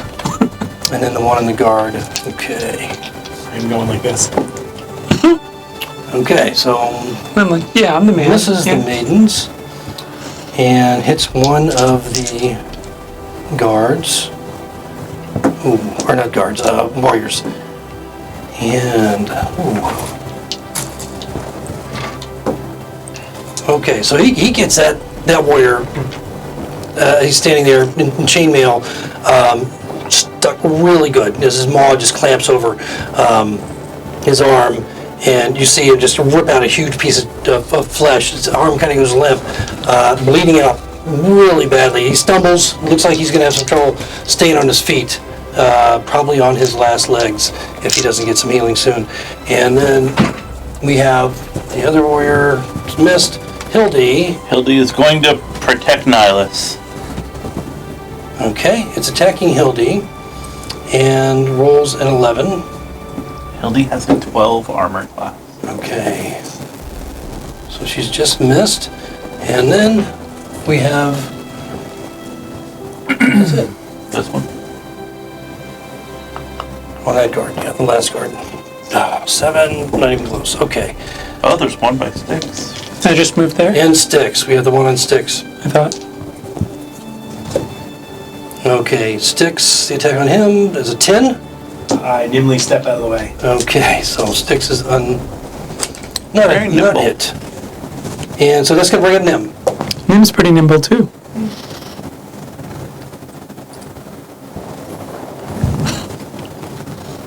What are you going to do, Nim? After you unmute yourself. Yeah. Nim is going to run straight over to Nihilus. I'm assuming that's within 30 feet. And I'm going to search his body for the gleaming yellow crystal that the fat man gave him, knowing it's a healing crystal. Okay. Yeah, so you know he had it, but you don't know what he did with it. So make an investigation. How do we know? 14. 14. I forget. So Nihilus, the gem, I imagine you probably would have put in, you didn't specify where you put it. I did. I said I put it in the pouch on my bandolier. Oh, okay, okay. So Nimit was trying to intercept that crystal when it was thrown, so I think she would have followed the crystal quite closely and seen where it was put. Styx would have done the same thing. But you didn't say that. Yeah, so searching his body, because of everything that was going on with the fat man at that time, and you were dead set on just getting the hell out of there. Almost. Well, I think you had finally acquiesced at that point, and so 14's not going to quite get it. You're unable to locate it. You're sure it's on him somewhere, but you just didn't see the final area that he put it in, and that specific area is not too common of a spot to have placed a valuable. So you may not be thinking about looking in that specific area for it. Okay, so that would be my action to search him, right? Correct. Okay, I am just going to protect him too. Okay, so you can stand over his fallen body. Yeah. Okay, and it's going to bring up the maidens and the guards. The maidens attacking. Okay, they hit. That one's injured anyway. Okay, they reduce him to a pile of goo, so he goes down.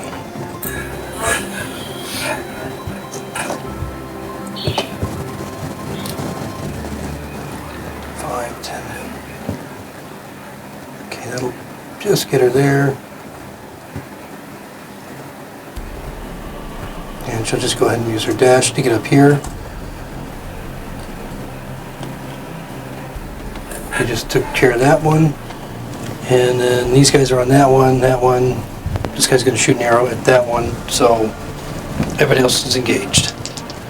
Alright, so the one attacking the new Paribo does hit. And takes enough to finish that one off. So that new Paribo goes down. This one? Nope, the one with the maiden over there in front of Styx. And then the guards, or warriors, you call them guards, there's 3 of them on that one. 2, all 3 hit. That one, yeah, easily goes down. And then we have the one on bow, misses. And then we have the one on the other new, that one hits. Okay, just a little bit of damage, but not enough to kill it. And so that brings up Nihilus. Nihilus, again, just waiting for somebody to heal him. Can't do anything. Hildy. Hildy's gonna try and attack this thing again. With the sword? Yep. Okay. Ooh, got better. 9. 9 still misses. So It was better. Yes, it was Better. Wasn't quite the awkward swing as it was initially, but no hit. Is she going to move or do anything else?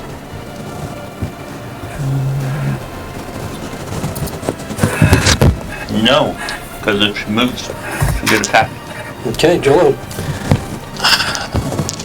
Jolo is going to continue to show his bravery as he, From way over there. well, he's going to move closer a little bit. Let's see. This guy looks ripe for the picking. 5, 10, 15, 20. So if I go 5, 10, 15, I'm within my 30 feet of this this enemy, Okay. and you're not going to believe what I'm about to do. Something that will blow your mind. Something with a bell. Yes. Oh, I'm going to toll that bell like you wouldn't believe. all right. You're lucky these things aren't very wise.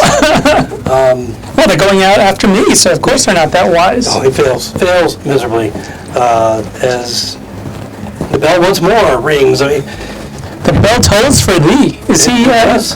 Has he been weakened a little bit? yes, That's he has what been I'm- injured, so you... So I take on the D12 of destiny.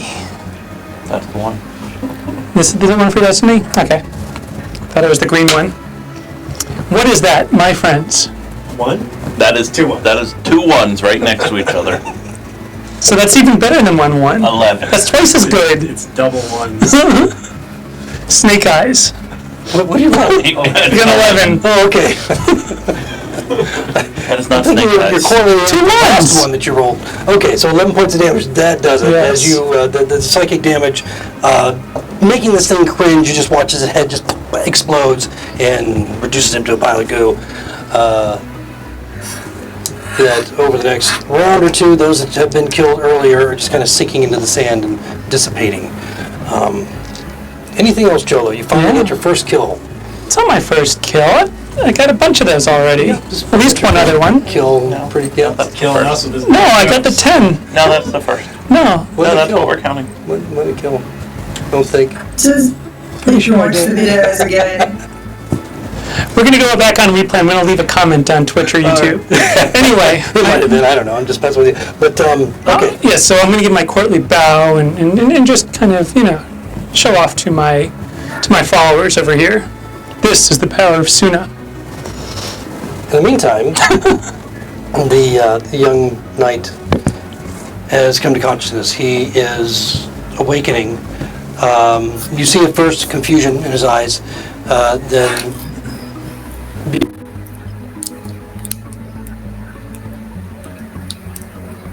How about that? What is going on? Well, My epic attack just completely shattered the fabric of reality. think that's how it worked. There we go. And then I'm I stuck. did kill that other one with You the Try the did. Dead. No. Did he? But we're not counting. No, he didn't. I did. I rolled the 10. No. Yeah, he did. Oh, okay. No. I'm going to leave 2 comments.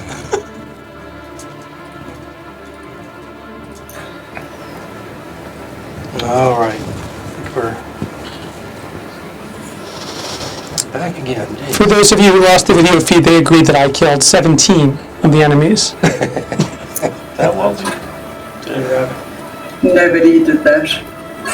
Well, I mean, other than some of the people. If only you could heal as well, it would be so cool. Yeah, I can't that, heal. That camera's definitely not right. What's that? That camera's there. Not right. That's an old picture. It's an old picture. Oh, you already cleaned all those off. They're all back. They grew There we up go. out of their There we go. pus puddles. I'll just kill them again, that's fine. Round 2. Okay. Yeah, so he rises and he looks around desperately, not really paying attention to anything else going on in the arena except for what he's looking for. His gold pouch? Yeah, but let him finish. As he gets up, he looks around, initially confused, and then you can see anger and then anguish flash over his face. Mother, where has she gone? And he stands there just searching every face, searching the bodies that are on the ground, looking everywhere for some clues to what's happened to his mother, the queen. So, Sticks, you're up. They've taken her. I'm glad you're back up. Now throw the potion bottle, the empty potion bottle on the floor so he knows that Give it to him. I'm gonna have him insight you because he doesn't know what the fuck you're doing. He's really confused right now, but he just kind of nods. But you know, he's and you can see the memories coming back because he went down right after she was taken, and he charged forward, but he didn't see them leave. So at this point, he doesn't know everything how it ended after he was knocked unconscious. What are you gonna do, Sticks? I'll say you were thrown against the crates. Make sure you got your sword and dagger and anything else you might have dropped. And then I will run and firebolt that last one. Boy, you just set up plausible denial, didn't you? Figure he's too busy to insight me.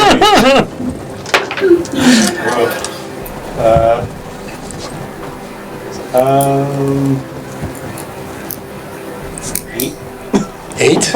No, no.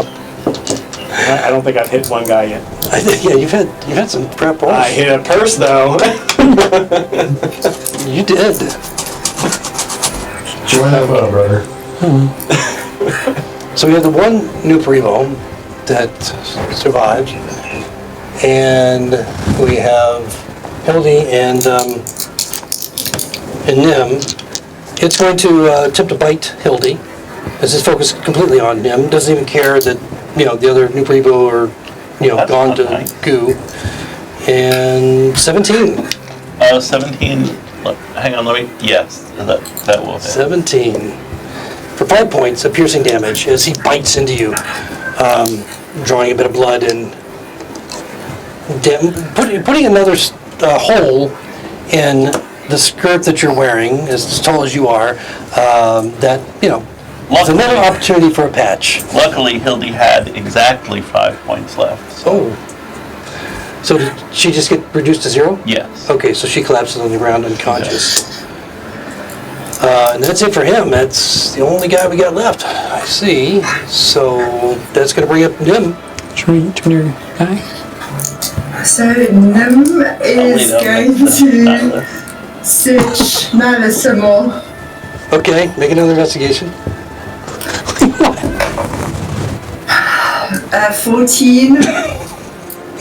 Do you have any bonuses on that, or is that the total? That's a total. That's what you rolled before. You're missing that one pocket. But oh shit. You're just missing I that checked the one. lower half of his body the first time, now I'm checking that one. Hey, didn't you listen to my hour-long description? I have a lot of pouches. He's got a lot of damn pouches. It's just insane. But you're just not finding it. You're finding a lot of other crap. Shells. Coins. Did you find that pouch at 500 gold? Pouch of 500 gold. That was easy to find. Little ribbons and I don't know what the hell Nylos has in all those little pouches, but probably ridiculous crap. So, Nim luck. would not take the pouch. You're taking the pouch? No, Nim would not take Oh. the pouch of 500 gold. Kim would, but not Nim. All right. Anything else from Nim? Is she just very frustrated at this point? Okay, so then that's going to bring up the guards and the maidens at this point. The maidens start to they come together. Sorry. Can I just backtrack for a second? Can I step between Hildy and the last creature that's there? Not really. They're all just diagonal, so you're about as close as you're going to be able to get. Okay, And- perfect. Yeah, Hildy. Sorry to interrupt. Yeah, there's no space between those two either. No. So the maidens, not paying attention to any of you guys at this point. They're all focused on Jolo, right? That silky mustache. And the It's mullet. not exactly in the order of the initiative, but it's all going off before Nihilus anyway. These guys will all come over and make attacks Oh, good. on the new Baribo. So they're all four going to attack, plus this Bowman. He's going to try and thread the needle there, although he hadn't hit shit all night. Similar to Jolo. They might be related. So I encourage everyone to rewind the stream. all right, so the four on that last new Baribo, oh yeah, they hit him a couple times there. And he's injured anyway. Yep, he goes down. The last one finally goes to Goo as they finish that new Baribo off. The Bowman, just for shits and giggles, he doesn't roll a 1, but he misses. And the maidens are all coming together. You see, in the space where the portal was, the huge portal that the demons had walked back through, you see them almost desperately just searching the sand as if there's some sort of way to activate it or reignite it, make it happen, make it appear once more. But as their search comes to nothing, similar to Nim, their frustration turns to wails of despair as they fall on their knees, crying and wailing over the loss of their queen. Oh, don't be babies. There's nobody else to attack at this point in the arena, which is almost entirely clear at this point of people that have been desperately trying to get out. Dorban. Anyone got a healing potion? Yeah, we'll get to that in 1 second as I set it up for what's happening in the arena as the initiative ends. Dorban is making his way out of the arena. I'll find a priest! He yells and moves back Can I rush towards him? towards Dorban. This is what's happening on their initiative order. Okay. Before we get out of initiative. He's in that same initiative before Nihilus. So he's rushing out as fast as he can to go find a priest. The maidens are now just wailing over the loss of their queen, and the guards have finally, the warriors have finally finished off the last new Baribo, and that's where we come out of initiative. What do you guys want to do? I want to know if a cleric is a priest or not. Should I be offended? Cleric, priest, potato. I should be offended. I think it's the color of the robes. I'm glad you took his money. I wanted to dash towards Dorgan and say, that last healing potion, you have but a scratch. Give it to me. There are people How dying. fast how far can you, because he's already 60 feet out the door. 60. Yeah, so he dashed That'd be away to 60. find a priest. So he's out of the arena at this point. Would I be able to, like he'll be 60 in front of me, I can run 60, but he'll still do that 10, 20 feet. Can I run that far to him and say, Yeah, you can run that distance and you'll still be, that far behind him. I'll So still be, 25 feet behind him? And I want to yell to him, Dorgan, give me that last healing potion. You have about a scratch and there's people dying in here. I rolled a perception for him, he didn't hear you. It's loud, the crowds, he's moving through the crowds, just straight down the road, the roadway. It's a broad road. You can see that the boulevard, there are many, many tertiary avenues off it. The streets are crowded with people just running everywhere and yelling and screaming. He didn't hear you. And since no one's really paying attention, I'm going to empty out the pouch that the prince had in my hand, put it all in my own pouch, and drop his pouch on the ground. Okay. And kick sand over it. Okay. Yeah, so you hear the familiar clink of coins and perhaps something else as you dump it into your own pouch and discard of his, which, by the way, was a nice velvet burgundy pouch with what looked like gold twine for the tie and like a gold rampaging lion emblazoned on the outside. I'll get a new one. Okay. So what's everybody else doing? Sleeping. Yeah, I was thinking about getting a new one of those, but maybe I'll just help out and you spray the dying and literally raise the dying to life. Raise the dying to life. That would be awesome. Okay. All right. Level 1. How would you propose to do that? You're going to pray fervently? What's the spell you got? I have spare the dying. So, praying usually entails something good happening at the end, but this is more like, I'm just gonna kind of slap her face. Say, wake up! What are you doing? Hildy just went down, and so she hadn't had to make a death save yet. She would have to on this round. So you're casting Spare the Dying on her now? Yes. Okay, so that stabilizes her. Yeah. Well, if he's slapping her, isn't that a critical hit on an unconscious creature? No, I have to Could go touch. that way. I have to touch. I'll be very clear, because if I said touch, then people would read into it on a, Gentle touch to an unconscious This is- lady. Yeah, see, that it just goes wrong. So after the 2 slaps, and then... 2? Well, the slap... I got a freebie? The slap that The second one takes her down again. Then she starts dying. after the slaps that are the 2 critical fails, he casts Spare the Dying and bring her back to 0. Yay. With a couple extra bruises, but maybe Hildy won't notice. Yeah, I heard she's into that. Yeah, well, you have a new friend. All right, so Hildy is beginning to come to consciousness. Or no, you're at 0. Just like Nihilus, both of you, just out. Anybody else doing anything? I'm gonna try and look for that crystal again.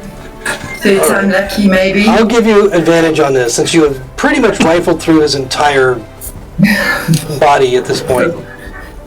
If you can't do it with advantage, Nim. I don't know. 18. No, yeah, that doesn't. Okay, do I know how to use this crystal?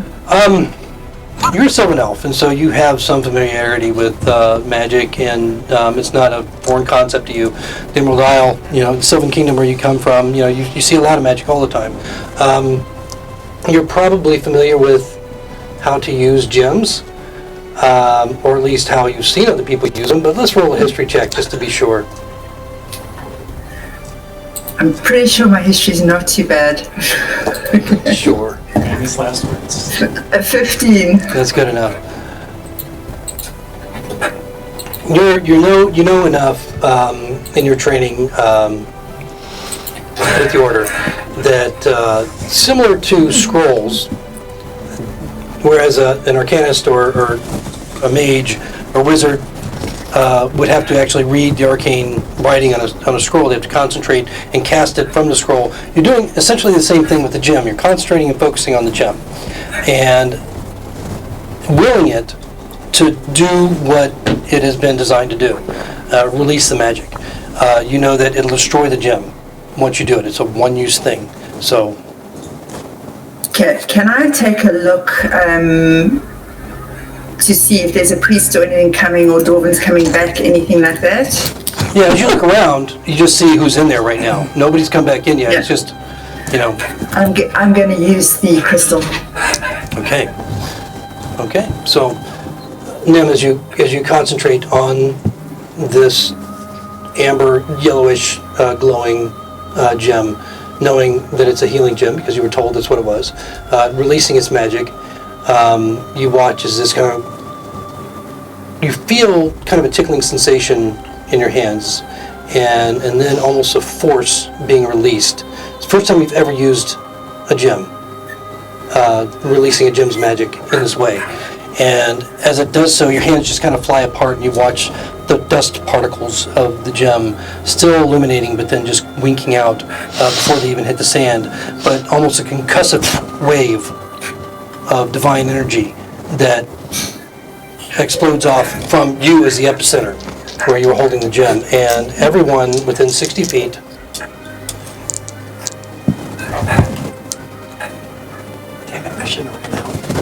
gains 20 points of healing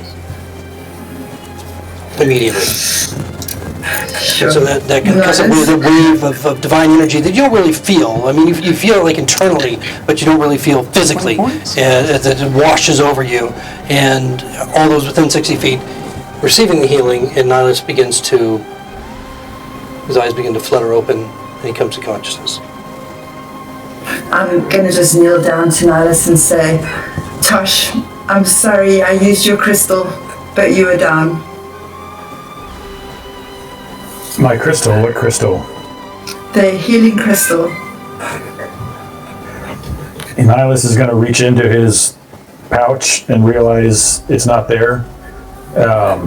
And he's going to get a really worried look across his face and kind of recoil back, kind of backwards crawling in the sand, and look at Nim and say, "You took this from me?" Yep.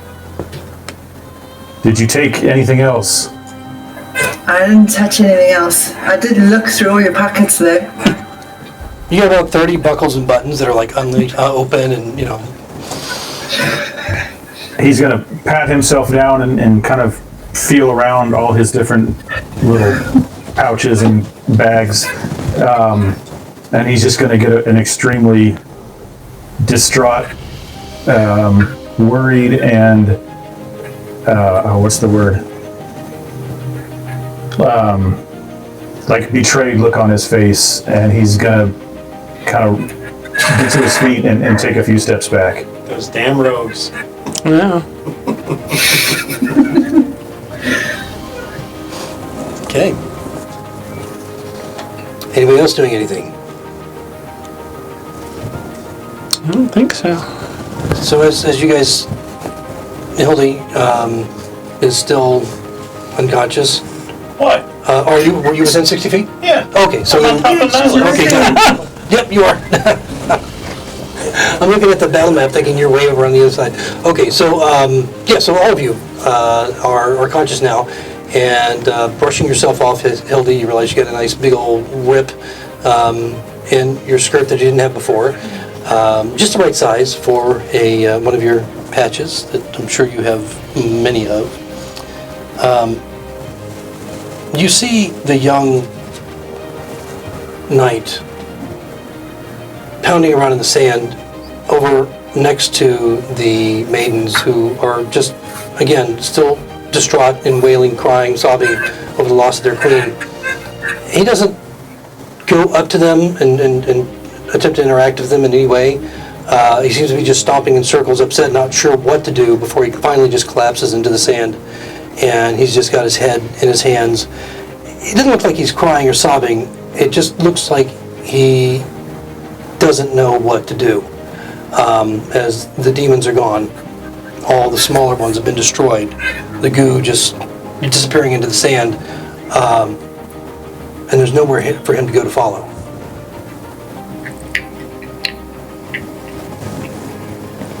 Well, since Nim and Nihilus are apparently having a stare-off over betrayal, Nim would have reached out a hand to help you up, Hildy. Hildy's gonna go over and pat him on the head and say, there, dear. It'll be okay. Pat, pat, pat, pat. It's not okay.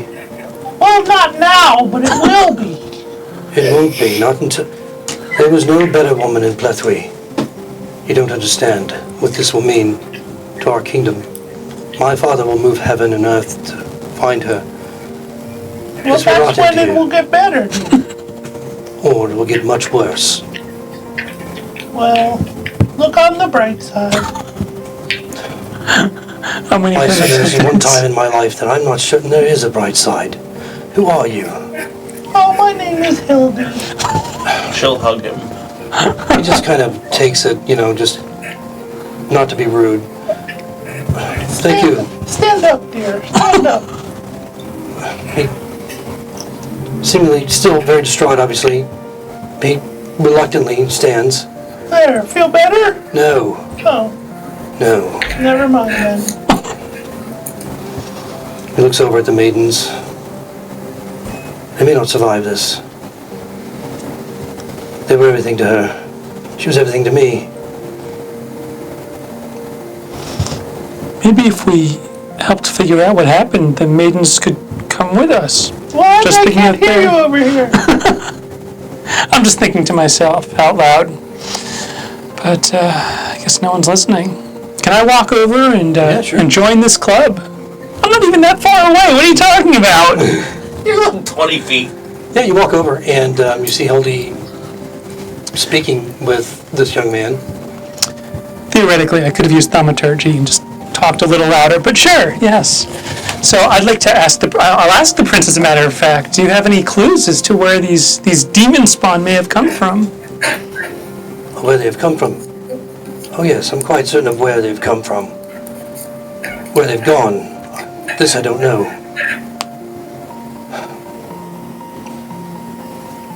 Any hint? Where did they come from? Let's start there. He's probably not thinking really clearly right now, as distraught as he is and thinking about a lot of other things, given the position that he holds and what this may mean. Roll a persuasion.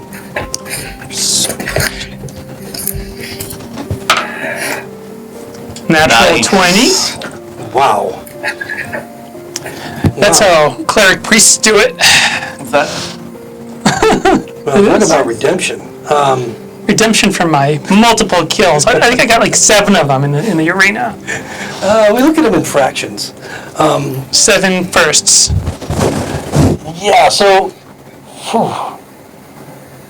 he seems taken aback.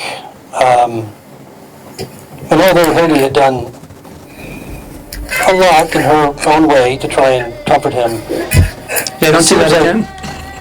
it seems like the words of a priest, a cleric, in this case, are what comfort him in this moment more than anything. You have symbols of Suna on you? I do have a symbol of Suna. You wear it? I didn't specify. I guess it's on my shield. Okay, well, if it's on your shield, then it's pretty fucking obvious. You're a priest of Suna. Of course. These demons, they've been around for a couple decades or more. It's since I was born. Not many people know this. They know that there's been evil throughout the lands in different places. They don't know the origin of the evils. I myself, well, perhaps that's much to say. And what this will mean is that my father, in his eager haste to get the Queen back, which is probably an impossible fantasy, would be willing to give up whatever this vessel is, if he has it, in trade for her and what will be left of her. This is a dire consequence for the kingdom, and it'll leave me with a bitter choice. He seems to realize that he's saying too much at that point to somebody he doesn't know. You can't trust this face. Just turns away. I assume by this stage we've all moved closer and have heard this too, or... Yeah, you can. I mean, if you're intent on coming over. Well, I'm hanging out by the, I'd probably walk back in, but I'm hanging out by the arches. When he turns away, he'll go rub his back. He doesn't- I've got betrayed I don't eyes think from that's helping. Nihilus. I'm moving forward. Yeah, I'm trying to stay out of the other things that Under the radar, huh? Yeah, so Nim, as you approach, you hear kind of the last part of the conversation. What did you want to do? I want to just... Did I hear the part about the vessel? Yeah, I would say you would. What kind of vessel are we talking about? He looks at you. Sylvan, I don't know what... I shouldn't have mentioned anything about a vessel. I don't know that much about vessels, what they're looking for. My father will know, I'm sure, but I'm not privy to that information. I don't know what this vessel is, only that they've demanded it. I just know that if my father has it, he will give it up. Is there anything that we can do for you? Sylvan, why are you here? We took part in the tournament. There's an opportunity to help defend the Queen. We didn't succeed, but that's where our loyalties are. None of us did. We all failed today. Well, dear, do you have someone, perhaps magical or worldly, that could help advise us in this situation? A court wizard, perhaps? There will be those along soon to collect me. I have no doubt. What happens after that remains to be seen. But this land will be on a teetering on an edge for the foreseeable future. I don't expect that the tourneys will continue, but they are meaningless compared to what's happened. I suggest that if you plan to leave the city, you do so before nightfall, because once word gets out, the streets and roads leading away from Lion's Gate will be congested with traffic.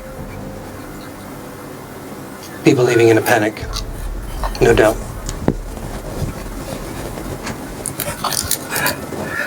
My name is Nimalea Tathalon. I'm from the Sylvan Kingdom.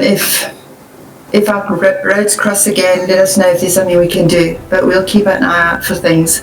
But if this vessel is why your mom was taken, maybe your dad should just give up your vessel. I suspect that if this demon wants the vessel, whatever power it may have, to give it up would be giving unto our own destruction. Dear lady, my name is Arthur Penjago Eldroth. I am the prince of this kingdom, future king, the only living heir to the throne. And I appreciate your kindness. He removes a ring from his finger. You can see that it has the symbol of the rampaging lion set in gold within the flat surface of a ruby, as if it's floating inside.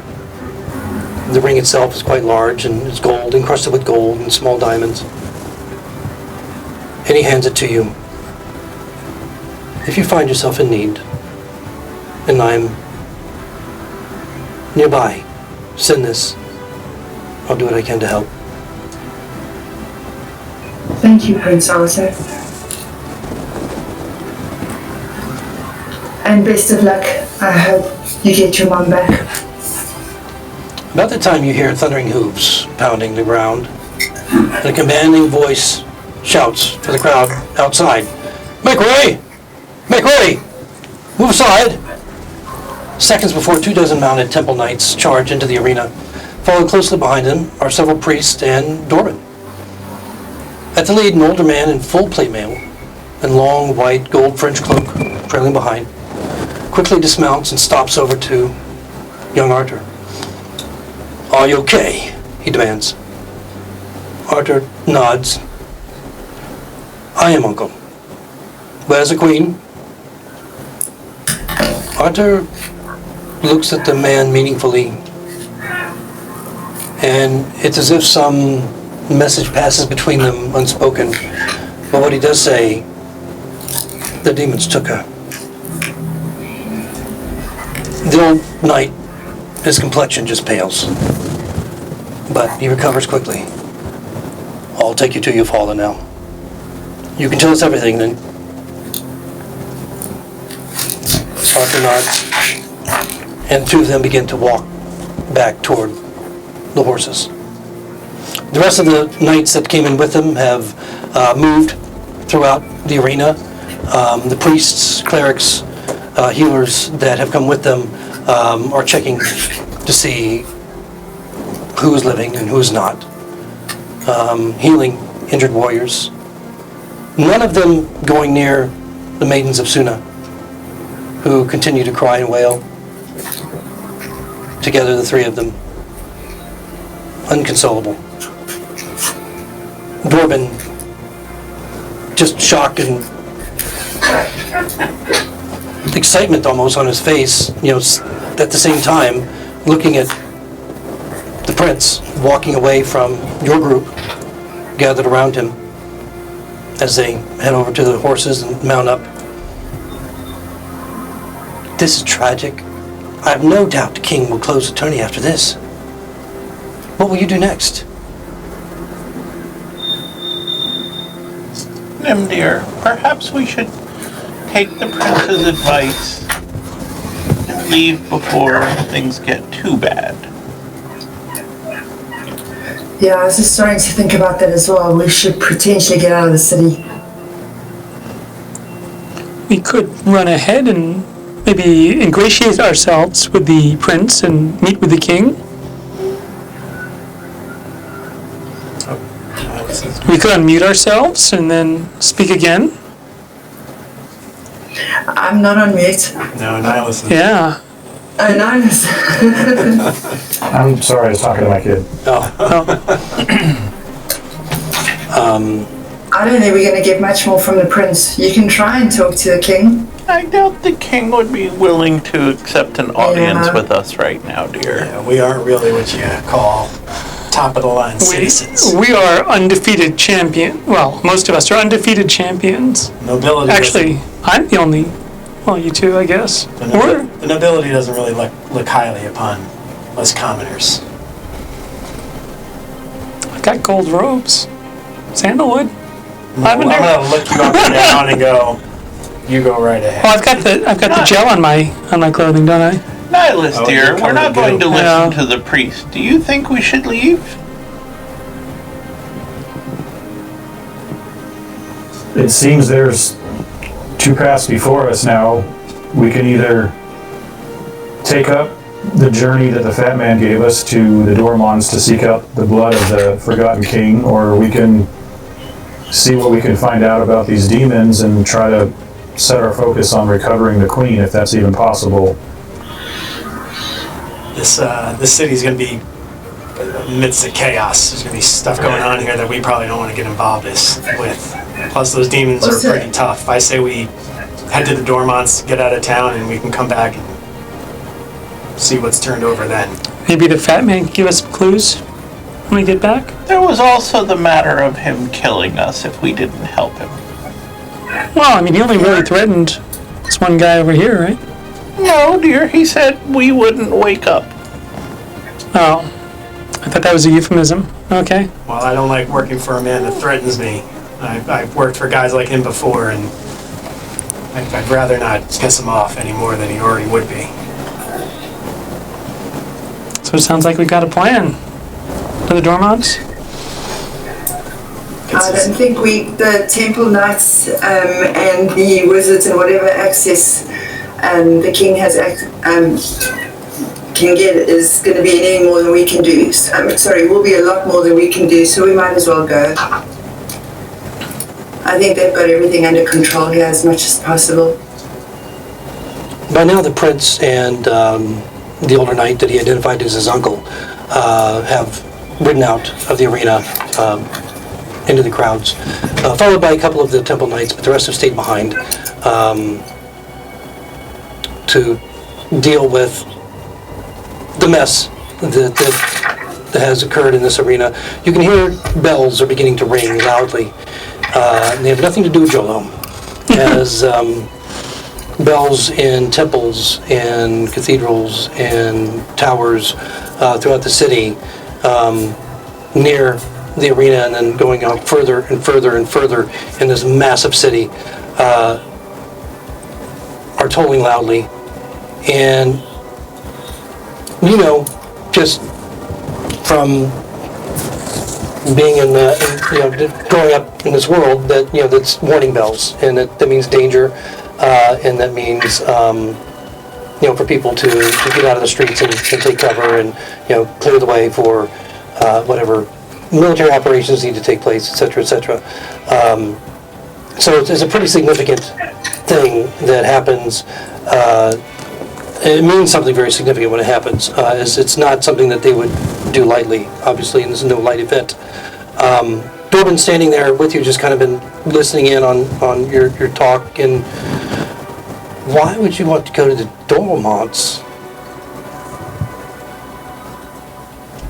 The fat man said that there was something there that would potentially set us on a path to great things, but that does seem small in comparison to the events that just happened. Remember, dear, when you tricked us into going downstairs? Yes, I do. I'm sorry about that. It was just so much has happened today. Does he have a purse on him? He may. Just ask me. For a friend. Did you want to attempt anything? No, I'm not. Okay. But I'm gonna just look him over. You know how to get there, don't you? I mean, it sounds like it's going to be dangerous indeed if it involves a fat man. I mean, and all that's happened now. I'd go with you if I was a bit younger, but I mean, that's not what I know. I've got too much to do here. Anything you can tell us about the Dormonts and the tombs over there? I don't know that there's tombs per se. There are some monuments here and there. There's markers, I believe. I've never actually been. You have to take the road north to Yorwick. I do know that once you get close, then you might want to check with some of the locals to see if there's a way in through the forest, rather than passing it, going up to Yorwick and then having to come back south. It'd probably take, 10 or so days on foot, maybe 6 on horse to get to Yorwick, and so maybe it's a little about the same if you find your way through the forest. But I mean, being a frequent traveler to Yorwick, I'm not familiar with the Dormonts so much as just innuendo and rumors that I've heard here and there. Except that I've heard it's haunted, maybe cursed. It's a scary place. If you don't have to go, I would definitely recommend not going. There's so much more to do. Should we tell the fat man that Do you want, and I'll ask Dorman this, like, do you want to tell the fat man that we shouldn't go? No, I won't, no. Then our task is laid before us. Yeah. And I bid you the best of luck. He did say that you would give us some coin for supplies. I'll see if I can persuade him. Roll a persuasion. Oh, Nice. 19 plus 120. Wow, okay. He's a little rattled, and you've definitely given him something to think about. You mentioned the fat man. He's nervous. And recent events, obviously, of his nerves on end. Yes, I'll be sure to. I'm sure I can donate to the cause. And he pulls a pouch. This will only have that I am allowed to give away. The coins for the attorneys are the king's coinage, for the rewards and stuff. But I can give this. This is mine. I own this. And he hands over a pouch. I put it away. You're holding It's it not a huge wrong, pouch. right? It's small, but you can hear the clink of coin inside. It probably holds a few coins. And he's obviously a man of some means. So, Dorvin, any idea where we can get some decent horses? there are stables in the city. There are stables outside the city. Depending on how much word has gotten out about what's happened here today, they may be closed. They may not be willing to deal with you. But if you can find someone that's open, I suppose, and not battening down the hatches, the bells have tolled.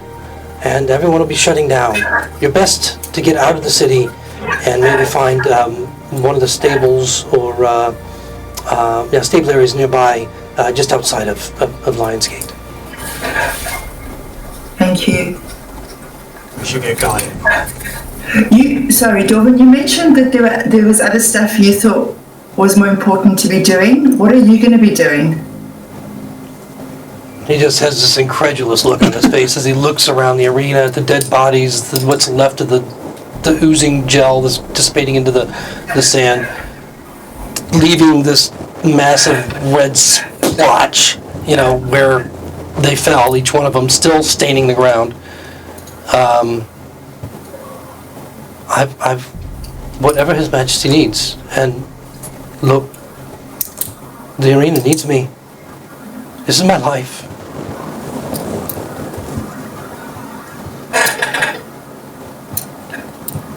I think we should go before it gets too late. Happy to make a move? Okay. Let's go. Yeah, nothing's keeping us here. I'm going to start walking out. All right. As you head out, with all the activity that's still taking place in the arena, still the wailing, sobbing of the maidens, you hear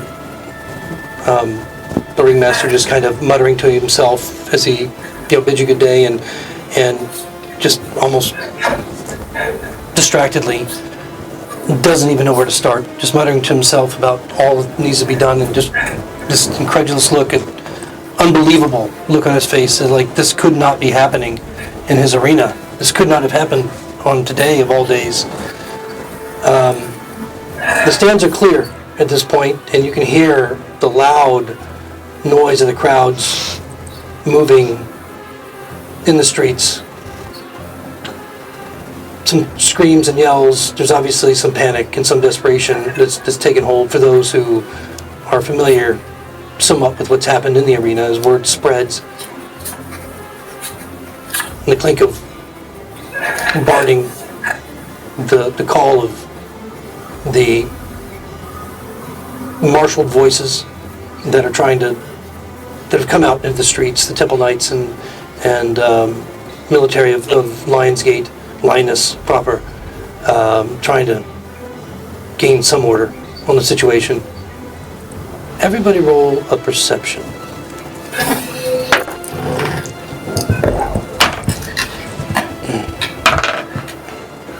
Nice. Styx rolls a 4. Majora roll. I am just caught up with all my happy new coins.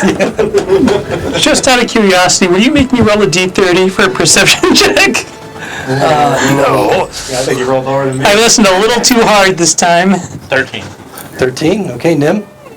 11. I'm still busy looking at the maidens and what. Like, So was I. They're wailing. And Nihilus. 24. 24. Wow. Whoa. That's because he took a nap. So Nihilus says, as you all head out at the main doors of the arena, no need to go back into the bunker and down and then back up. You just head right out the main doors. That the queen came in earlier, the prince, and then his uncle with the troop of temple knights. As you head out there, again, the seats are empty, and it's quiet up in the stands. They rise at least 50 feet above the arena floor. Everyone else just focused on getting out of the town. You being more perceptive and just kind of taking a look, taking it all in, gathering,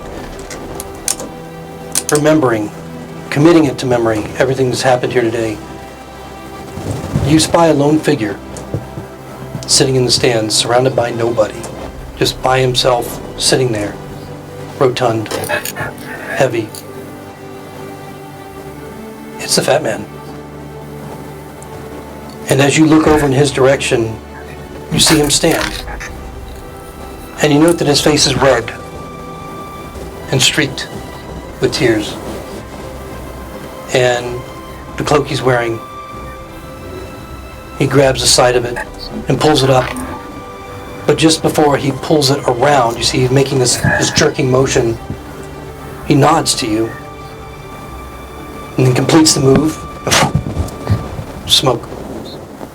And he disappears. And that's where we're in tonight's session. So, sorry about all the technical issues that we had. We're going to get that upgrade fixed, and cameras will hopefully be working just fine for episode number 3.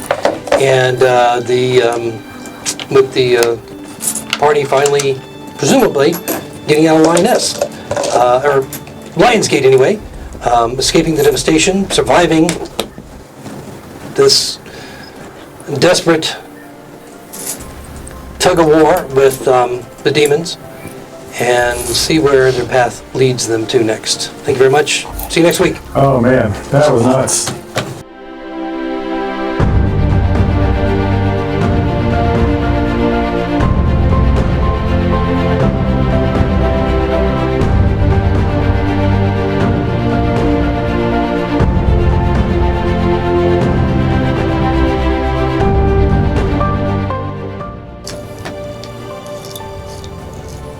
Can you bring that to Mexico? No, I'm not bringing all my. He can probably buy one in Mexico pretty cheap. Oh, I'm sure I could buy one. I told them I wanted to look like Anchorman, and I don't think it really carried through. I think it did a good job. I think it looks a little more like Sonny Bono. Yeah, it does look like Sonny Yeah. Bono. There are no glasses, though. Or Chad Powell. Definitely looks like Who? Sonny Bono. Chad Powell. Are you getting any sponsorship deals yet?